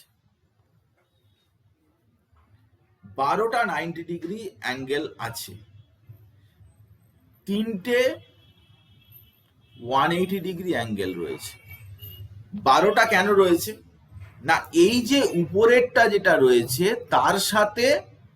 তার সাথে প্রত্যেকটা অ্যাটম 90 ডিগ্রি করে রয়েছে, ঠিক আছে? 4টে। এবারে নিচেরটা যেটা সেটাও ওরকম 90 ডিগ্রি করে রয়েছে। আর এই ভিতরের গুলো যেগুলো রয়েছে 4টে 8টা হলো। আর এই ভিতরের গুলো রয়েছে যে তাদের মধ্যে 1টা 2টো 3টে 4টে তাদের মধ্যে আছে। তাহলে 12টা 90 ডিগ্রি অ্যাঙ্গেলে রয়েছে কিনা, 12টা 90 ডিগ্রি অ্যাঙ্গেলে রয়েছে কিনা, 12টা 90 ডিগ্রি অ্যাঙ্গেলে রয়েছে। 3টে 180 ডিগ্রি অ্যাঙ্গেলে রয়েছে, কারণ এই যে ফ্লুরিন আর এই ফ্লুরিন এটা 180 ডিগ্রি, এই ফ্লুরিন 180 ডিগ্রি, উপরের ফ্লুরিন নিচের ফ্লুরিন সেটাও 180 ডিগ্রি তে রয়েছে, এভাবে রয়েছে। তো 12টা 90 ডিগ্রি আর 3টে 180 ডিগ্রি এখানে অ্যাঙ্গেল আছে। এটা কিন্তু জিজ্ঞাসা করে, নিটের পরীক্ষায় জিজ্ঞাসা করে যে কতগুলো কি অ্যাঙ্গেলে এখানে রয়েছে, সেটা জিজ্ঞাসা করে। এখানে কটা ফেস আছে বলতে পারবি? এখানে 8টা ফেস আছে। তোকে অক্টাহেড্রাল স্ট্রাকচার জিজ্ঞাসা করবে না, ওসব ব্যাকডেটেড ব্যাপার। অক্টাহেড্রাল স্ট্রাকচার কিরকম, স্কোয়ার বাই পিরামিডাল, এসব জিজ্ঞাসা। 8টা ফেস আছে আর 6টা কর্নার আছে, 6টা কর্নার আছে। এই মিলিতভাবে sp3d2 হাইব্রিডাইজেশন। sp3d3 যে হাইব্রিডাইজেশন, sp3d2 যে হাইব্রিডাইজেশন, তাতে যদি তুই একটা করে লোন পেয়ার রাখিস, তাহলে সেই লোন পেয়ার রাখার পরে তার স্ট্রাকচারটা কিন্তু চেঞ্জ হয়ে যাবে। যদি কোনো লোন পেয়ার না থাকে তাহলে অক্টাহেড্রাল হবে, এটা হবে স্কোয়ার পিরামিডাল, এটা হবে স্কোয়ার প্ল্যানার। এই তিনটে স্ট্রাকচার হতে পারে। এদের প্রচুর এক্সাম্পল হতে পারে, যেটা আমি আগের দিনকারও বলেছি যে এক্সাম্পল গুলো তুই বের করতে পারিস, লিখতে পারিস, কোনো অসুবিধার কিছু নেই, প্রচুর এক্সাম্পল হয়। sp3d2 এখানে তুই এক্সাম্পল হাইব্রিডাইজেশন এরকম লিখবি, এগুলো তোকে কমপ্লিট করতে বলেছি, না করলে নিজেই ভুগবি। sp3d2 কোনো লোন পেয়ার নেই, 6টা bond pair, molecular geometry ml6, geometry octahedral, shape octahedral, এরকম ধরনের এক্সাম্পল এরকম করে একটা একটা করে বাড়িয়ে বাড়িয়ে lone pair, bond pair, lone pair একটা, বন্ড পেয়ার 5টা, এরকম করে করবি। না পারলে আমাকে বলবি, আমি করে দেবো। আচ্ছা, এবারে খুব গুরুত্বপূর্ণ একটা বিষয় আমি তোকে বলি, সেটা হচ্ছে D3S হাইব্রিডাইজেশন। এটা কি D3S হাইব্রিডাইজেশন? কিছু মলিকিউল আছে, আমি তোকে বলবো আজকে সেই মলিকিউলের কথা, যাদের কিনা D3S হাইব্রিডাইজেশন হয়। তো অ্যাকচুয়ালি এই যে dx² minus Y square, dx² minus Y square আর s অরবিটাল আর dxy, d আর একটা হচ্ছে d, এটা হচ্ছে তোর xy dyz, এরা x² minus Y square xy আর একটা একই প্লেনে কি আছে, s অরবিটাল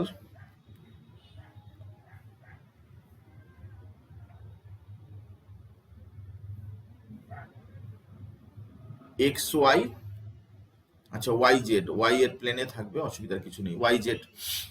তো এরা যদি সব একসাথে জোড়ে একটা হাইব্রিডাইজেশন, যেটা কিনা স্কোয়ার প্ল্যানার, প্রথমে এরকম ধরনের একটা হাইব্রিডাইজেশন করা হয়েছিল। এই হাইব্রিডাইজেশনটা ঠিক না, আমি তোকে বলছি।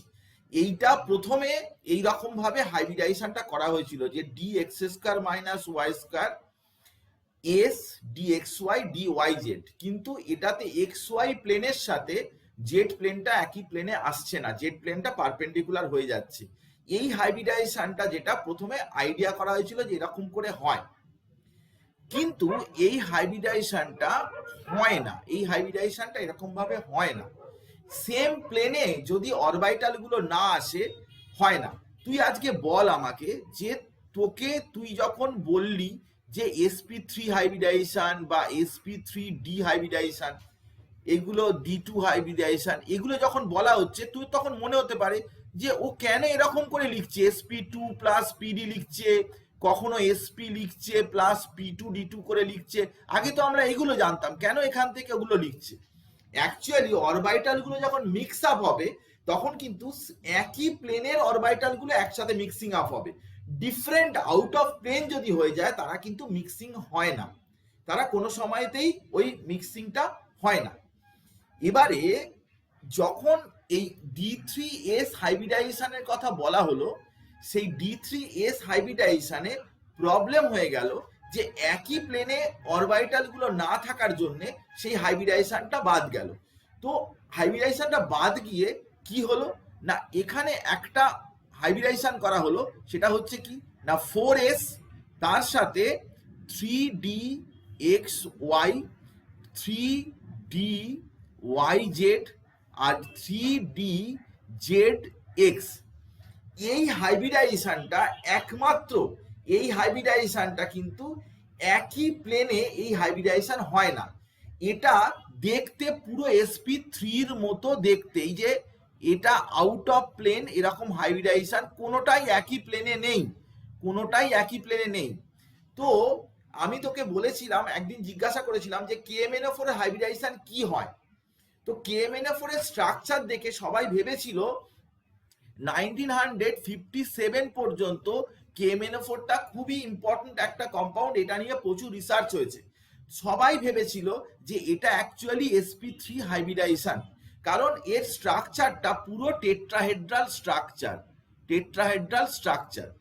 কিন্তু এই টেট্রাহেড্রাল স্ট্রাকচার যেটা, সেই টেট্রাহেড্রাল স্ট্রাকচারের যে বন্ড অ্যাঙ্গেল হওয়ার কথা এক্স্যাক্টলি সেরকম বন্ড অ্যাঙ্গেল বা বন্ড লেন্থ ইত্যাদি মিলছিল না। সেই জন্যে এটা প্রথম একটা হাইব্রিডাইজেশন করা হলো, যে হাইব্রিডাইজেশন কিন্তু কোনো অরবিটাল গুলোই একই প্লেনে নেই, প্রত্যেকটা প্লেনেই মানে হাইব্রিড অরবিটাল গুলো রয়েছে, এক্স ওয়াই ওয়াই জেড এবং জেড এক্স প্রত্যেকটা প্লেনেই রয়েছে, এবং তার সাথে এস অরবিটাল জুড়ে একটা 3 ডাইমেনশনাল টেট্রাহেড্রাল স্ট্রাকচার তৈরি করেছে। এটা KMnO4 এই ধরনের হাইব্রিডাইজেশন হয়। এবং ম্যাঙ্গানিজ, আমি তোকে দেখাচ্ছি ম্যাঙ্গানিজের ইলেকট্রনিক কনফিগারেশন হচ্ছে কি না 3d5 4s2, এটা হচ্ছে ম্যাঙ্গানিজের ইলেকট্রনিক কনফিগারেশন। এবারে ম্যাঙ্গানিজ যখন +7 অক্সিডেশন স্টেটে আসে তখন এই ইলেকট্রন সব রিমুভ হয়ে যায়। তখন কি হয় না ডি অরবিটালের যে 5টা ডি অরবিটাল, এই 5টা ডি অরবিটাল, সেই 5টা ডি অরবিটালের মধ্যে যেগুলো হায়ার এনার্জির সেটার সাথে এই এস এর হাইব্রিডাইজেশন হয়। মানে এই তিনটে ডি আর এস এরা একসাথে মেলে। কারণ কি হয় না যখন এই অক্সাইড আয়ন মানে কি KMnO4 তো O2-, এটা হচ্ছে লিগ্যান্ডটা যখন আসে, লিগ্যান্ডের প্রেজেন্সে রিপালশন হয়ে কি হয় না এই তিনটে অরবিটাল এই এস অরবিটালের সাথে কি হয় মেশে। এটা সম্পূর্ণভাবে একটা ডিফারেন্ট কেস, এর সাথে অন্য কোনো কেসের কোনো মিল নেই। এবং এরকম দেখতে তিনটে আয়ন আছে যাদের এই হাইব্রিডাইজেশন হয়। এটা তুই মনে রাখবি, ডাইক্রোমেটে একই হাইব্রিডাইজেশন হয়, MnO4- আর MnO4-2-। আমার জানকারির মধ্যে এই তিনটে রয়েছে যাতে D3S হাইব্রিডাইজেশন হয়। এছাড়া আর কোনো জায়গাতে এই হাইব্রিডাইজেশন নেই। এই তিনটে দিয়েই কেবলমাত্র কোশ্চেন দেয়, ডাইক্রোমেট, ম্যাঙ্গানেট, পারম্যাঙ্গানেট। এটাতে মনে রাখবি যে এই তিনটে জায়গায়, এটা নিয়ে অনেক কিছু লেখা রয়েছে, কিন্তু আমি সেই বিষয়ে যেতে চাইছি না। আমি শুধু D3S হাইব্রিডাইজেশনটা দেয় বলে আমি তোকে বললাম যে এটা কোথায় কোন কোন জায়গাতে হয় সেটার কথা আমি তোকে একটু বলে দিলাম। এটা তুই মাথায় রাখবি যে D3S হাইব্রিডাইজেশন KMnO4, ডাইক্রোমেট এবং ম্যাঙ্গানেট, পারম্যাঙ্গানেট এবং ডাইক্রোমেট এইসব জায়গায় হয়। আর একটা হচ্ছে DsP2 হাইব্রিডাইজেশন, সেখানেও dx² - y² dxy dxy d আর একটা হচ্ছে dxy না, সরি px আর py। এটা একই প্লেনে পড়ে যাচ্ছে, কোনো অসুবিধার কিছু নেই, px py একই সেম প্লেনে আছে, তো এটা প্ল্যানার স্ট্রাকচারই হবে, কোনো প্রবলেমের কিছু নেই। DsP2 হাইব্রিডাইজেশনও আছে, কিন্তু এগুলো আমরা কোঅর্ডিনেশন কেমিস্ট্রি বলে যেটা 12-এ আছে সেইখানে পড়াবো, কারণ এখানে অনেকেই 11-এর স্টুডেন্ট আছে কিন্তু এই হাইব্রিডাইজেশন বুঝতে পারবে না। তো এটা আমরা পরে কোঅর্ডিনেশন কেমিস্ট্রি যখন 12-এ যাদের পড়াবো তাদের 12-এ আলাদা করে তো পড়িয়েই দেবো, বাকি 11-এর যখন আমাদের এটা 12-এ উঠবে তখনই পড়াতে পারবো, নাহলে পড়াতে পারবো না। এখানে কপারের হাইব্রিডাইজেশনও আছে। এবারে দেখ আর একটা হাইব্রিডাইজেশন sp3d3, লাস্ট যে হাইব্রিডাইজেশন সেটার কথা আমি তোকে বলছি, sp3d3। এই sp3d3 হাইব্রিডাইজেশনটা কিরকম না, sp3d3 হাইব্রিডাইজেশনটা অ্যাকচুয়ালি এটা sp প্লাস কি না p2d3 হাইব্রিডাইজেশন। এই হাইব্রিডাইজেশনটা অ্যাকচুয়ালি sp এর সাথে p2d3 হাইব্রিডাইজেশন। কথাটা বোঝার চেষ্টা কর, সেটা হচ্ছে যে এই হাইব্রিডাইজেশনের যে স্ট্রাকচারটা আমি তোকে দেখাই, এখন তুই নিশ্চয়ই আগের যে ঝামেলাটা সেটা তুই বুঝতে পারবি যে এটা হচ্ছে পেন্টাগোনাল বাইপিরামিডাল, এরকম থাকে আর তার উপরে নিচে থাকে। তো এই যে ভিতরের যে 5টা অরবিটাল আছে, এই যে ভিতরের যে 5টা, এইগুলো হচ্ছে কি না p2d3, আর এই উপরে নিচে যে অরবিটাল এইগুলো হচ্ছে কি না এসপি, এগুলো হচ্ছে এসপি। তো যেখানে এস ক্যারেক্টার বেশি সেখানে লোন পেয়ার থাকে, যেখানে পি ক্যারেক্টার বেশি সেখানে কিন্তু ইলেকট্রোনেগেটিভ অ্যাটম থাকে। তো এতে যখনই তুই ইলেকট্রোনেগেটিভ অ্যাটম বসাবি তখন ভিতরের দিকে বসাবি, আর লোন পেয়ার যখন বসাবি তখন কিন্তু উপরে নিচে বসাবি। এটা কিন্তু খেয়াল রাখবি, কারণ আমি এই জিনিসটা থেকে কিন্তু কোশ্চেন দেয়, এবং এটা তুই খেয়াল রাখবি যে লোন পেয়ার কোথায় বসছে সে ব্যাপারটা কিন্তু খুব গুরুত্বপূর্ণ বিষয়। কারণ এই ইকুইটোরিয়াল পজিশন বা অ্যাক্সিয়াল পজিশন সেটা দিয়ে কিন্তু বারবার, তার মানে তিনটে যে হাইব্রিডাইজেশন তোকে বললাম এই তিনটে হাইব্রিডাইজেশন কিন্তু একসাথে তুই বুঝিস, এগুলো বলে নন ইকুইভ্যালেন্ট হাইব্রিডাইজেশন। যে তিনটে হাইব্রিডাইজেশন যদি তুই একসাথে দেখিস, একটা হচ্ছে কি না, একটা হচ্ছে sp3d, একটা হচ্ছে sp3d2, আর একটা হচ্ছে sp3d3। এটা হচ্ছে sp2 প্লাস pd, এটা হচ্ছে sp প্লাস p2d2, এটা হচ্ছে sp প্লাস p2d3। এটা স্ট্রাকচার হচ্ছে এরকম, উপরে নিচে হচ্ছে কি না pd, আর ভিতরে হচ্ছে sp2। এটা হচ্ছে স্ট্রাকচারটা এরকম এরকম, উপরে নিচে হচ্ছে কি sp, আর নিচের গুলো হচ্ছে p2d2। আর এটা স্ট্রাকচার হচ্ছে এরকম, উপরে নিচে হচ্ছে sp, আর নিচের গুলো হচ্ছে p2d3। যখনই তুই লোন পেয়ার এটাতে বসাবি, এটাতে লোন পেয়ার বসাবি কোথায়, লোন পেয়ার বসাবি এই জায়গায়, এটাতে লোন পেয়ার কোথায় বসাবি এই জায়গায়, এটাতে লোন পেয়ার কোথায় বসাবি এই জায়গায়। ইলেকট্রোনেগেটিভ অ্যাটমগুলো কোথায় বসাবি, এটাতে মাথায়, এটাতে কোথায় বসাবি এইখানে, এটাতে কোথায় বসাবি এইখানেই বসাবি তুই। এবারে তুই বল যে জিস্ট ব্যাপারটা তুই যদি বুঝতে পেরে যাস তাহলে এটাই হচ্ছে গুরুত্বপূর্ণ বিষয়, যে এস ক্যারেক্টার পি ক্যারেক্টার কোথায় কোথায় বেশি আছে কোথায় কম আছে এটা তুই দেখে বুঝতে পারছিস কিনা এটা স্ক্রিনশট নিয়ে নে। এইটাই জানলেই হয়ে যাবে যে লোন পেয়ার কোথায় দিচ্ছিস, ইলেকট্রোনেগেটিভ অ্যাটম কোথায় দিচ্ছিস। This is very much important. এই ব্যাপারটা কিন্তু দরকারি, এটা ছাড়া কিন্তু তোর চলবে না। নিটের পরীক্ষায় কিন্তু এটা দেবে, আসবে, যে তুই তোকে এমন স্ট্রাকচার দেবে সেই স্ট্রাকচারে কিন্তু তুই এটা গন্ডগোল করে ফেলবি। এটা কি পরিষ্কার বুঝতে পেরেছিস এই তিনটে হাইব্রিডাইজেশন? হ্যাঁ স্যার। হ্যাঁ স্যার। এখন পরিষ্কার হয়ে গেছে যে এস ক্যারেক্টার পি ক্যারেক্টার কোথায় কি বেশি কম বেশি, নিশ্চয়ই পরিষ্কার হয়ে গেছে। কারণ বইতে দেখে বুকিশ নলেজে চলবে না, কারণ বুকিশ নলেজে কিন্তু আমরা সলভ করতে পারবো না, কোশ্চেনের অ্যান্সার সলভ করতে পারবো। তো এটা IF7 বলে কম্পাউন্ডটা এখানে লেখা রয়েছে, সেটা IF7 এই কম্পাউন্ডটা দেখতেই পাচ্ছিস যে IF7 এই কম্পাউন্ডটা এরকম ধরনের হয়। sp3d3 হাইব্রিডাইজেশনে কয়েকটা এখানে এক্সাম্পল দেওয়া রয়েছে। হ্যাঁ, IF7 প্লাস যে XCF6 এই মলিকিউলটার প্রচুর বার দেয় যে এই মলিকিউলটা কোথায় তুমি লোন পেয়ারটা দেবে, কোন জায়গাটা লোন পেয়ারটা দেবে, বা IF5 মাইনাস বা এরকম ধরনের কম্পাউন্ড দেয়। তুই PDF পেয়ে তুই এটা নিজে করে দেখবি কোথায় লোন পেয়ারটা যাচ্ছে।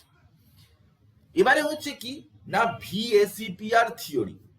এই VSEPR থিওরিটা 1956-এ গিলেস্পি অ্যান্ড নাইহম বলে দুজন সায়েন্টিস্ট এই VSEPR থিওরি দিয়েছিলেন।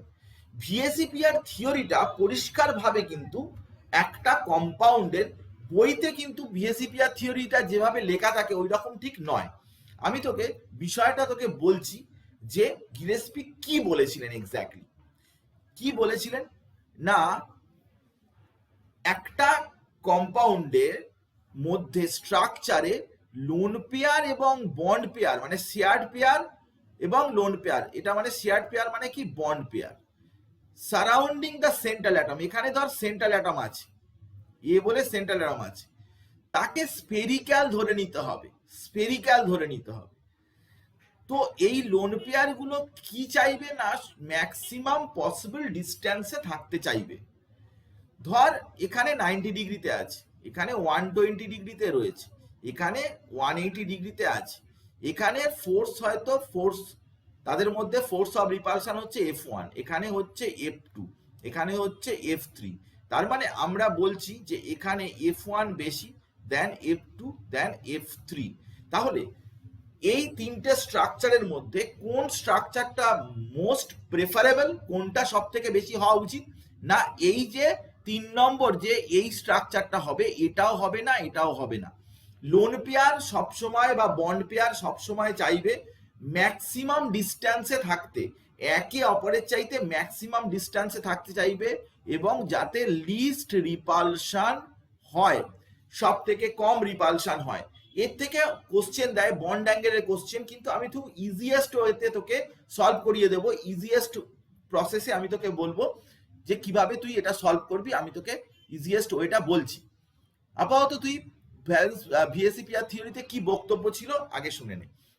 সেটা হচ্ছে কি না, যে কোনো মলিকুলার শেপ, জিওমেট্রি নয়, শেপ শেপ শেপ আর জিওমেট্রি আলাদা। জিওমেট্রি চেঞ্জ হয় না, শেপ চেঞ্জ হয়। সব জায়গায় জিওমেট্রি বলে বলা আছে, দ্যাট শুড বি রেকটিফাইড। তো মলিকুলার শেপ সবসময় কিসের ওপরে বেস করে ডিসাইড করা যায়?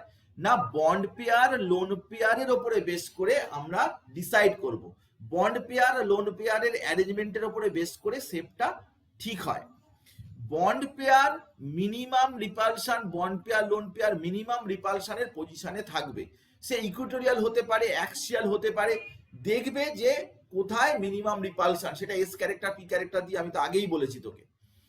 Valence shell is spherical, valence সেলটাকে স্পেরিক্যাল ধরা হয়েছে এবং lone pair occupy the surface of the sphere. এই যে একটা ভ্যালেন্স সেলটাকে এরকম ভাবে স্পেরিক্যাল ধরা হয়েছে এবং লোন পেয়ারটা কোথায় থাকবে? না এর স্পিয়ারে থাকবে। পরে একটা ছবি আছে, সেই ছবিতে আমি দেখাচ্ছি যে একটা অ্যাটমের কোন জায়গায় লোন পেয়ার বা বন্ড পেয়ার গুলো থাকে, ঠিক কোন জায়গাতে ডিস্ট্রিবিউটেড থাকে, সেটা আমি তোকে দেখাচ্ছি। তার আগে আরো পস্টুলেটস এর কথা শুনে নে। সেটা হচ্ছে কি না, multiple bond will bonds all electron in multiple bond electron acts as superpolar super pair মানে কি? সুপার কথাটার মানে কি? মানে সুপার কথাটা মানে যে বাড়াবাড়ি, মানে সুপার হিউম্যান, হ্যাঁ সুপারম্যান। তো সুপার পেয়ার মানে কি? মানে হচ্ছে ওরা কি করবে না হাই রিপালশন করবে, রিপালশন করবে। মাল্টিপল বন্ড মানে হচ্ছে বেশি রিপালশন করবে, একে অপরের মধ্যে রিপালশন বেশি হবে। আর কি লোন পেয়ার রিপালশন বেশি দেন বন্ড পেয়ার এর চাইতে, মানে লোন পেয়ারের মধ্যে রিপালশন সব থেকে বেশি, তারপরে হচ্ছে লোন পেয়ার বন্ড পেয়ার, তারপরে হচ্ছে বন্ড পেয়ার। আর কি বন্ড পেয়ার আবার অনেক রকমের হতে পারে, পাই হতে পারে। তো পাই এর মধ্যে রিপালশন সব থেকে বেশি, তারপরে পাই সিগমা, তারপরে সিগমা। তার মানে রিপালশন সব থেকে কম, রিপালশন লিস্ট সব থেকে কম সিগমার মধ্যে, আর রিপালশন সব থেকে ম্যাক্স, সেটা হচ্ছে ম্যাক্সিমাম, সেটা হচ্ছে কার মধ্যে? লোন পেয়ার মধ্যে। এটা মনে রাখতে হবে, এটা দিস ইজ ইম্পর্টেন্ট, যে লোন পেয়ারের মধ্যে রিপালশন ম্যাক্সিমাম হয় আর লিস্ট হয়, সব থেকে কম রিপালশন হয়, কিন্তু সিগমার মধ্যে লিস্ট রিপালশন হয়। all those statements are given according to the VSEPR theory। VSEPR theory অনুযায়ী, VSEPR theory অনেকগুলো বক্তব্য ছিল, সেই বক্তব্যের জিসটা আমি তোকে বলছি যে তার মধ্যে এই বক্তব্যগুলো ছিল। এখন এখান থেকে কিছু ব্যাপার তোকে বুঝতে হবে। সেটা হচ্ছে কি না, যদি ABX টাইপ মলিকুল হয়, ABX মানে কি? ABX ধর PCl5, এই 5টা এটা হচ্ছে x = 5, এরকম ধরনের। তো ভালো করে শুনে নে, প্লিজ পে অ্যাটেনশন এই জায়গাটায়। যদি সারাউন্ডিং অ্যাটম সেম হয়, সেন্ট্রাল অ্যাটমের ইলেকট্রোনেগেটিভিটি যদি বাড়ে, বন্ড অ্যাঙ্গেল বাড়ে। সেন্ট্রাল অ্যাটমের ইলেকট্রোনেগেটিভিটি বাড়লে বন্ড অ্যাঙ্গেল বাড়ে। Bond angle proportional to central atom electronegativity. আমি তোকে এক্সাম্পল দেব। কিন্তু যদি সেন্ট্রাল অ্যাটম সেম থাকে, সারাউন্ডিং অ্যাটমের যদি ইলেকট্রোনেগেটিভিটি বাড়ে, বন্ড অ্যাঙ্গেল কমে। Is inversely proportional to surrounding atom electronegativity. এটা জানলেই হবে, আমি তোকে বলছি তুই আমার কথা শোন, এখান থেকে কোশ্চেন দেয়, ধর তুই NH3 PH3 ASH3 SbH3 BiH3 bond অ্যাঙ্গেলের order কিরকম হবে? কথাটা বোঝার চেষ্টা কর, বন্ড অ্যাঙ্গেলের অর্ডার কিরকম হবে। বন্ড অ্যাঙ্গেল দেখ, বন্ড অ্যাঙ্গেল এখানে কিন্তু সব সেন্ট্রাল অ্যাটম রয়েছে, নাইট্রোজেন ফসফরাস সেন্ট্রাল অ্যাটম কিন্তু আলাদা, surrounding atom same, surrounding atom same. তাহলে নাইট্রোজেন, এদের ইলেকট্রোনেগেটিভিটি দেখতে হবে, নাইট্রোজেন সব থেকে বেশি electronegative, nitrogen phosphorus arsenic antimony bismuth. তাহলে বন্ড অ্যাঙ্গেল কি হবে? অ্যামোনিয়া সব থেকে বেশি হবে, তারপরে এটা হবে ফসফিন, তারপরে SbH3, তারপরে BiH3। তাহলে বন্ড অ্যাঙ্গেল অ্যামোনিয়া সব থেকে বেশি হবে, কারণ ওটা মোস্ট ইলেকট্রোনেগেটিভ। যে যত বেশি ইলেকট্রোনেগেটিভ হয়, সেন্ট্রাল অ্যাটম যদি বেশি ইলেকট্রোনেগেটিভ হয়, তার বন্ড অ্যাঙ্গেল বেশি হয়। এরকম আরো এক্সাম্পল থেকে দিতে পারি, ধর H2O, H2S, H2AC এসব, তার মানে ওয়াটার, অক্সিজেন বেশি ইলেকট্রোনেগেটিভ, অক্সিজেন সালফার সেলেনিয়াম, তাহলে তাদের অর্ডারটা এরকম হবে। কিন্তু যদি সেন্ট্রাল অ্যাটম সেম থাকে, central atom NF3 NCl3 NBr3 Ni3, সেটা ইলেকট্রোনেগেটিভিটি সারাউন্ডিং অ্যাটমের যত বাড়ে বন্ড অ্যাঙ্গেল তত কমে। তাহলে ইলেকট্রোনেগেটিভিটি এর বেশি, তার মানে এর বন্ড অ্যাঙ্গেল কম, তার মানে বন্ড অ্যাঙ্গেলের অর্ডারটা কিরকম হবে? এইটা এরকম হবে, এদিকে বন্ড অ্যাঙ্গেলটা বাড়বে। Is it clear or not? Surrounding অ্যাটমের যত ইলেকট্রোনেগেটিভিটি বাড়বে বন্ড অ্যাঙ্গেল কমবে, কিন্তু সেন্ট্রাল অ্যাটমের যত ইলেকট্রোনেগেটিভিটি বাড়বে, কোনো এক্সেপশন নেই, এটা সব জায়গায় অ্যাপ্লিকেবল। এটা ভ্যালেন্স বন্ড VSEPR থিওরি অনুযায়ী এসছে। তো আমি তাকে জিস্ট করে তোর মতো করে কোশ্চেনের আইডিয়া অনুযায়ী আমি তোকে বলছি যে এইভাবে তুই মনে রাখবি, থিওরি কি যায় আসে, কোশ্চেন কিরকম আসবে তার জন্য কি জানার দরকার। তো আমি তোকে বলছি যে এইটুকু জানলেই হয়ে যাবে, এইটুকু জানলেই তোর কাজ মিটে যাবে, যে বন্ড অ্যাঙ্গেল সেন্ট্রাল অ্যাটমের যদি বাড়ে অটোমেটিক্যালি বন্ড অ্যাঙ্গেল বাড়ে, কিন্তু সারাউন্ডিং অ্যাটমের যদি বাড়ে তাহলে বন্ড অ্যাঙ্গেল কমে যায়। ব্যাপারটা বুঝেছিস কি বুঝিসনি? বুঝেছি স্যার। হ্যাঁ স্যার, বুঝতে পেরেছি। ঠিক আছে, ভেরি গুড। তো এই সমস্ত কনসেপ্টের উপর বেস করে এখানে VSEPR থিওরি পস্তুলেটস, এই সমস্ত কনসেপ্টের উপর বেস করে এইখানে দেখবি যে আমরা এই ছবিটাই দিয়ে, যে VSEPR এর সব জায়গায় যে ছবিটা থাকে সেই ছবিটা দিচ্ছে কোথায় কোথায় অ্যাকচুয়ালি লোন পেয়ার গুলো থাকে। দেখ, সেন্ট্রাল অ্যাটম হচ্ছে এই জায়গাটা থাকে, তো ওটা স্ফিয়ারের মতো, একটা মলিকিউলকে স্ফিয়ারের মতো ধরা হয়। তো লিগ্যান্ড মানে কি? Surrounding atom. লিগ্যান্ড মানে হচ্ছে সারাউন্ডিং অ্যাটম। তো দেখ, এইখানে যদি থাকে, এই ম্যাক্সিমাম দূরে মানে এইখানে আর এইখানে থাকে, এবার এইখানে সেন্ট্রাল অ্যাটম, তাহলে এই দিকে 3 ডাইমেনশনাল, তো এইদিকে একটা, এইদিকে একটা, এদিকে একটা, এটা হচ্ছে ট্রাইগোনাল প্ল্যানার স্ট্রাকচার হলো। এবারে দেখ টেট্রাহেড্রাল, এই মাঝখানে রয়েছে সেন্ট্রাল অ্যাটম, তাহলে সারাউন্ডিং অ্যাটম গুলো এইরকম ভাবে থাকবে, টেট্রাহেড্রাল দেখতে হয়ে যাবে। সব এই একটা এরকম ধরনের গোল করে তুই আঁকছিস, একটা ইকুয়েটর টাইপের আঁকছিস, সেই তার সারফেসের উপরে কিন্তু ওগুলো থাকছে। ভালো করে খেয়াল করে দেখ, পেন্টাগোনাল বাইপিরামিডাল, এই দেখ এই সারফেসের উপরেই থাকছে, এই যে এই সারফেসটার উপরেই থাকছে, কিন্তু এদেরকে যখন জয়েন করছি তখন এরকম ট্রায়াঙ্গেল টাইপের হয়ে যাচ্ছে, সেই জন্যে এটা পেন্টাগোনাল বাইপিরামিডাল স্ট্রাকচার হয়ে গেল। যখন তুই অক্টাহেড্রাল বলছিস তখন এই যে এইটার উপরেই থাকছে, এই জিনিসটার, এই সার্কুলার ইকুয়েটরিয়াল, এই ইকুয়েটরের উপরেই থাকছে, এই দেখ, সেই জন্য ওদেরকে ইকুয়েটোরিয়াল বলা হচ্ছে। এই যে ইকুয়েটর, উপরে নিচে হচ্ছে অ্যাক্সিয়াল, এইখানে এখানে, এটাও কিন্তু ওই সারফেসের উপরেই থাকছে, পারপেন্ডিকুলারলি থাকছে, উপরে নিচে পারপেন্ডিকুলার থাকছে, এটা হচ্ছে উপরে নিচে পারপেন্ডিকুলার। এইটাই গোলটা হচ্ছে একই প্লেনে, সেই জন্য আমরা যতবার হাইব্রিডাইজেশন করাচ্ছিলাম তখন একই প্লেনে একটা, যখন sp3d sp3d2 sp3d3 যখন এগুলো করছি, এগুলোকে সবই ভেঙে দিচ্ছি, এগুলোকে sp2 প্লাস pd লিখছি। কেন ভাঙছি? এখানে আসলে দুটো প্লেন আছে, এই একটা প্লেন, এইটা একটা প্লেন, আর এর একটা পারপেন্ডিকুলার প্লেন, মানে উপরে নিচে অ্যাটম। কিন্তু এগুলোতে ভাঙছি না, এগুলোতে ভাঙিনি, এই তিনটেতে ভাঙিনি, এগুলোতে দেখ এটা কিন্তু আলাদা প্লেনে নেই, এইটা শুধু sp3টাকেও ভাঙা যায়, sp2+p এটাতেও ভাঙা যায়, সেটা আমাদের নেই, ওই জিনিসটা নেই বলে সিলেবাসে ওটা একটা অন্য জিনিস, সেটা নেই বলে। অক্টাহেড্রাল সেটাকেও আমরা ভেঙেছি, এটাকেও ভেঙেছি। তো নর্মালি এই ছবিটা দিয়ে বোঝানো যায় যে আসলে ঠিক লোন পেয়ারটা কোন কোন জায়গায় থাকে। আমরা আসলে একটা কম্পাউন্ডের স্ট্রাকচার হিসাবে কনসিডার করি, কিন্তু আসলে কম্পাউন্ডটাকে ঠিক স্পেরিক্যাল হিসাবে ধরা হয়। ওভারঅল কম্পাউন্ডের গঠনটাকে স্পেরিক্যাল, তার মধ্যে অ্যাটমগুলো কোথায় আছে সেটাকে, অ্যাটমগুলো বা লোন পেয়ারগুলো এগুলো কোথায় আছে এটা ধরেই কিন্তু ভিএসিপিআর থিওরিটা এসছে। ভিএসিপিআর থিওরির অরিজিনটা কিন্তু এইভাবে এসছে। ইকুইটোরিয়াল পজিশন, অ্যাক্সিয়াল পজিশন এরকম কথার কথা নয়, এগুলো সবই কিন্তু জিওমেট্রিক ফিগারের উপরে বেস করে এই কথাগুলো এসছে। স্যার বলছিলাম নিচের রো এর যে লেফট সাইড ম্যাঙ্গো স্পেলিং কি? ট্রাইগোনাল হবে না? ম্যাঙ্গো বলো। কি আমি শুনতে পাচ্ছি না, দুটো তিনটে কথা একসাথে চলে আসছে, আমি কিছু শুনতে পাচ্ছি না। স্যার বলছিলাম নিচের রোটা যে লেফট সাইডে আছে ওটা ট্রাইগোনাল ম্যাঙ্গো ম্যাঙ্গো। ম্যাঙ্গো ফ্যাঙ্গো কে কি বলছে সব?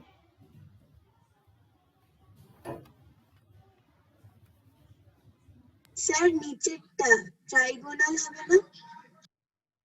নিচেরটা?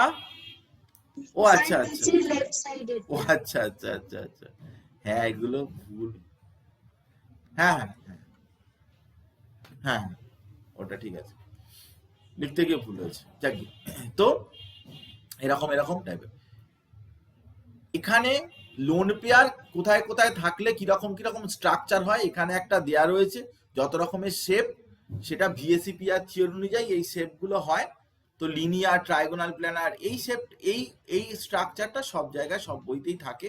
টি শেপ, লিনিয়ার, এটা সিম্পল ব্যাপার, কতগুলো কতগুলো করে লোন পেয়ার থাকে, এটা তুই পড়লেই বুঝতে পারবি। এটা নিয়ে আমি বিশেষ কিছু কথা বলতে চাই না, ভিএসিপিআর থেকে এই স্ট্রাকচারগুলো এসছে।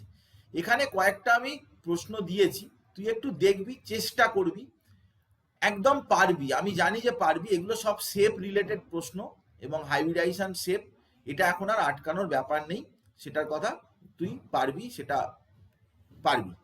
যে জায়গাটায় আমি এবারে চলে আসতে চাইছি সেটা হচ্ছে কি না, ভিএসিপিআর থিওরি সেটা ভ্যালেন্স বন্ড থিওরির উপরে ওই থিওরিটা দেওয়া হয়েছিল, যে ভ্যালেন্স বন্ড থিওরিতে যেরকম স্ট্রাকচারে কিছু গোলমাল হচ্ছিল সেটাকে এক্সপ্লেন করার জন্যই ভিএসিপিআর থিওরি দেওয়া হয়েছিল। কিন্তু ভিএসিপিআর থিওরি বা ভ্যালেন্স বন্ড থিওরি তার কেউই কিন্তু কিছু কিছু ব্যাপারকে এক্সপ্লেন করতে পারেনি। ডান দিকে একটা তুই জিআইএফ দেখতে পাচ্ছিস, সেটাতে কি না, এটা হচ্ছে লিকুইড অক্সিজেন। তো লিকুইড অক্সিজেন যদি দেয়া যায়, ম্যাগনেটিক ফিল্ডকে কি করে, একটা দুটো ম্যাগনেট আছে, ওদের লিকুইড অক্সিজেনের প্রেজেন্সে কি হয় না, ম্যাগনেটিক ফিল্ডগুলো একে অপরকে অ্যাট্রাক্ট করে, কাছাকাছি চলে আসছে। যেই লিকুইড অক্সিজেন দেয়া হচ্ছে তখনই দুটো ম্যাগনেট কাছাকাছি চলে আসছে, আবার লিকুইড অক্সিজেনটা যখন চলে যাচ্ছে দূরে চলে যাচ্ছে। তো কোনো সাবস্ট্যান্স যদি প্যারাম্যাগনেটিক হয় তারই প্রেজেন্সে ম্যাগনেটিক ফিল্ডে অ্যাট্রাক্টেড হয়, কিন্তু ডায়াম্যাগনেটিক হলে তারা দূরে সরে যায়, প্যারাম্যাগনেটিক হলে তাদের প্রেজেন্সে অ্যাট্রাকশনটা হয়। তো অক্সিজেন হচ্ছে প্যারাম্যাগনেটিক, সেটা কোনো থিওরি বলতে পারে না আজ পর্যন্ত, কোনো থিওরি আজ পর্যন্ত বলবো না, এই ভিভি থিওরি পর্যন্ত বা ভিএসিপিআর থিওরি পর্যন্ত এটা অক্সিজেন কেন প্যারাম্যাগনেটিক সে কথা বলতে পারে না। দ্বিতীয় কথা হচ্ছে যে নাইট্রোজেন কেন ইনার্ট, নাইট্রোজেন কেন রিয়াকশন করে না, তারও এক্সপ্লানেশন কোনোভাবেই কিন্তু ভিভি থিওরিতে দেয়া নেই, যে নাইট্রোজেন কেন রিয়াকশন করবে না, ইনার্টনেস কেন হবে, সেসব কথাও বলা নেই। আর কি না, কোঅর্ডিনেট কোভ্যালেন্ট বন্ড ফরমেশনের যে থিওরি, কিসের উপরে বেস করে যে কোঅর্ডিনেট কোভ্যালেন্ট বন্ড তৈরি হয়, সেটাও কিন্তু আমাদের কোনোভাবেই কিন্তু এইখানে কোনো থিওরির মধ্যে বলা নেই। তো এই এতগুলো সমস্যার জন্যে আমরা কিন্তু ভ্যালেন্স বন্ড থিওরিকে আমরা অনেক কিছু এক্সপ্লেন করার জন্য ইউজ করতে পেরেছি, ঠিকই কথা, কিন্তু ভ্যালেন্স বন্ড থিওরি বা হাইব্রিডাইজেশন কনসেপ্ট এসব কিন্তু আর আমরা ইউজ করতে পারবো না, আগামী সময় ইউজ করতে পারবো না। আমাদের যেটা ইউজ করতে হবে সেটা হচ্ছে কি না, মলিকিউলার অরবাইটাল থিওরি। এই মলিকিউলার অরবাইটাল থিওরিটা এত ভালো করে পড়তে হবে যে যেন তুই খুব ভালোভাবে এটা বুঝতে পারিস, কারণ মলিকিউলার অরবাইটাল থিওরি যারা বোর্ডস পড়ছিস তাদের জন্যও খুব দরকারি। আর এরকম কম্পিটিটিভ এক্সামে তো মলিকিউলার অরবাইটাল থিওরি ছাড়া কোনো কোশ্চেনই হয় না। মলিকিউলার অরবাইটাল থিওরি থেকে কোশ্চেন দেবে, কিন্তু এই কোশ্চেনগুলো এমনভাবে থাকে যে তুই অসুবিধা হতে পারে। অসুবিধা যাতে না হয় সেই জন্য আমি অনেক স্টাডি করেছি এই মলিকিউলার অরবিটাল থিওরিটা নিয়ে, আমি অনেক পড়াশোনা করেছি। তো পড়াশোনা করে আমার যেটা কোশ্চেনগুলোকে আমি দেখেছি, তো question mainly bond order, stability, bond length, bond energy, magnetic property এর উপরে কিন্তু সমস্ত প্রশ্ন, কিন্তু সেটা খুব বেসিক লেভেলের প্রশ্ন, যে জায়গাটা তোর জানাটা দরকারি। আজকে আমরা কিছুটা বলছি, আজকে খানিকটা বলি, কারণ আমাদের নিটের ক্লাসের সময়টা খুবই লিমিটেড আর কি, সময়টা মানে আরো বেশি সময় ধরে পড়ানো উচিত আর কি, কিন্তু যতটা সময় পাই ততটা পড়াই। তো প্রথম কথা হচ্ছে যে মলিকুলার অরবিটাল থিওরি, আসলে আমাকে অনেকেই জিজ্ঞাসা করে যে মলিকুলার অরবিটাল আর অ্যাটমিক অরবিটাল কি, ব্যাপারটা কি। বেসিক জায়গাটা জানার দরকার, বেসিক জায়গাটা বোঝার দরকার যে মলিকুলার অরবিটাল আসলে কি। দেখ, অ্যাটমিক অরবিটালের ছবি হচ্ছে এইগুলো, বাঁ দিকের যে ছবি দুটো আছে ওগুলো হচ্ছে অ্যাটমিক অরবিটাল। তো এটা একটা অ্যাটমিক অরবিটাল, এটা একটা অ্যাটমিক অরবিটাল। যখন বন্ড করে তখন কি হয় না, এরা ওভারল্যাপ করে, এই জায়গাটা ওভারল্যাপ করেছে, কিন্তু এর যদি কোনো ইলেকট্রন থাকে, বাকি ইলেকট্রন, ওভারল্যাপের ইলেকট্রন ছাড়া বাকি ইলেকট্রন কিন্তু এর অংশ, এর আর এরও ইলেকট্রন কিন্তু এরও অংশ। তো ওভারল্যাপ করেছে যেটা, সেটা হচ্ছে কমন, কিন্তু বাকি সেটা কমন না, বাকি তার নিজস্ব। এখানে দুটো নিউক্লিয়াসের আলাদা আলাদা এক্সিস্টেন্স রয়েছে, একে বলে অ্যাটমিক অরবিটাল। অ্যাটমিক অরবিটাল এটা যখন মলিকিউল ফর্ম করলো তখনও কিন্তু অ্যাটমিক অরবিটাল গুলো রয়েছে। কিন্তু মলিকুলার অরবিটাল বলতে কি না, যখন ওভারল্যাপ করলো তখন হয়তো সেটা আর কিন্তু আলাদা করে নিউক্লিয়াস দুটোর এক্সিস্টেন্স থাকে না, সেটা একটা সিঙ্গেল এন্টিটি হয়ে যায়, পুরোটাই একটা সিঙ্গেল এন্টিটি হয়ে যায়। এবং এদের যত ইলেকট্রন, ধর কার্বন মনোঅক্সাইড, কার্বনের ধর 6টা ইলেকট্রন, এর ধর কার্বনের ধর বাইরের সেলের কার্বনের টোটাল 6টা ইলেকট্রন, এর ধর 8টা ইলেকট্রন, মানে টোটাল মিলিতভাবে 14টা ইলেকট্রন। যখন কার্বন মনোঅক্সাইড বন্ড করা হয়ে যাবে, এই 14টা ইলেকট্রনই কিন্তু কার্বন মনোঅক্সাইডের অরবিটাল থাকবে, এটা কার্বনের অরবিটাল বা অক্সিজেনের অরবিটাল এরকম করে আলাদা করে থাকবে না। একটা ছবি আমি তোকে দেখাচ্ছি, একটা ছবি দেখলে তুই ভালোভাবে বুঝতে পারবি যে ভ্যালেন্স বন্ড থিওরি এবং মলিকুলার অরবিটাল থিওরির মধ্যে পার্থক্য কোথায়, সেটা বেঞ্জিনের এই স্ট্রাকচারটাই বোঝা যায়। এটা হচ্ছে ভিবি থিওরি অনুযায়ী, এটা হচ্ছে এমওটি অনুযায়ী মলিকুলার অরবিটাল থিওরি। ভিবি থিওরিতে কি না, অরবিটাল গুলো যখন ওভারল্যাপ করেছে তারা একটা আলাদা আলাদা এর মধ্যে ওভারল্যাপ হয়েছে, এটার মধ্যে ওভারল্যাপ হয়েছে দুটো অ্যাটমের মধ্যে, এখানেও দুটো অ্যাটমের মধ্যে ওভারল্যাপ হয়েছে। তো বেঞ্জিনে C6H6 থাকলেও কিন্তু দুটো করে অ্যাটম আলাদা আলাদা করে ওভারল্যাপ হয়েছে, এবং এখানে একটা বন্ড আছে, এখানে একটা ডাবল বন্ড আছে, এখানে একটা ডাবল বন্ড আছে, এখানে ডাবল বন্ড আছে। কিন্তু সেই বেঞ্জিন এমও থিওরি অনুযায়ী সেটা কি না, কোনো একটা পার্টিকুলার জায়গায় কিন্তু ডাবল বন্ড গুলো নেই, সেটা সব জায়গায় কিন্তু মিলেমিশে একাকার হয়ে গেছে।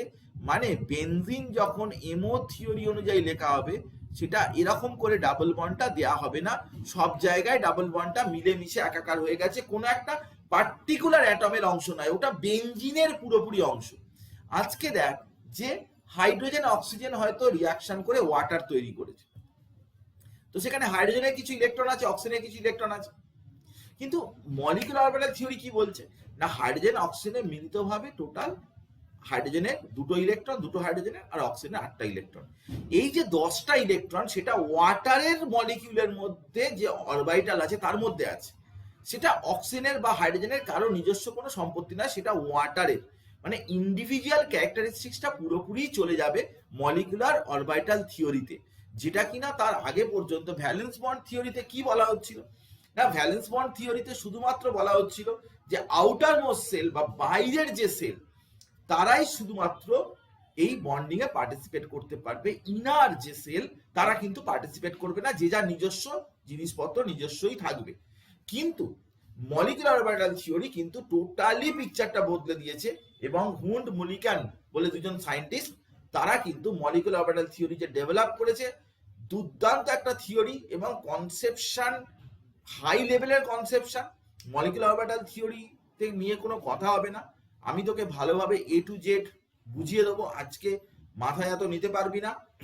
আমি এরপর থেকে পরের দিনকার মলিকুলার অরবিটাল থিওরি, পুরো মলিকুলার অরবিটাল থিওরিটা পরের দিনকার আমি শেষ করব, এবং ওখান থেকে কোশ্চেন আমি তোকে দেখাবো কিরকম ধরনের কোশ্চেন পড়ে এবং কত কোশ্চেন। 10 থেকে 15 সেকেন্ডের মধ্যে মলিকুলার অরবিটাল থিওরি কোশ্চেনের অ্যান্সার যদি না করতে পারিস তাহলে তুই বুঝিসনি ধরে নিতে হবে, কারণ মলিকুলার অরবিটাল থিওরি যদি তুই বুঝতে পারিস তাহলে উইদিন 15 সেকেন্ডের মধ্যে আমাদের টার্গেট থাকবে যে এমও থিওরির কোশ্চেন, 2টো কোশ্চেন আমরা এমও থিওরি থেকে, আর 8 মার্কসের কোশ্চেন, এটা মানে ভাবাই যায় না। সেই জন্য এটাতে একটু সময় দিতে হবে, এটা একটু ভালো করে বুঝতে হবে। এমও থিওরি তুই হয়তো বুঝলেও কিন্তু সেটা বোঝাটা কিন্তু হয়নি, যা তুই পড়েছিস হয়নি, কারণ ভিতরে অনেক অনেক ব্যাপার রয়েছে, সেগুলো ওই ছোটখাটো বিষয়ের মতোই ব্যাপারটা গুরুত্বপূর্ণ। যাকে আজকে এ পর্যন্ত থাকলো, পরের দিনকার কিন্তু অবশ্যই ক্লাস কেউ অফ করবি না, কারণ পরের দিনকার ক্লাসে কিন্তু আমরা অবশ্যই মলিকুলার অরবিটাল থিওরিটা পড়াবো। কিন্তু সানডে ক্লাসটা আমার হবে কিনা আমি একটু জানিয়ে দেবো, একদিন হয়তো ক্লাসটা একটু অফ হতে পারে, সেটা আমি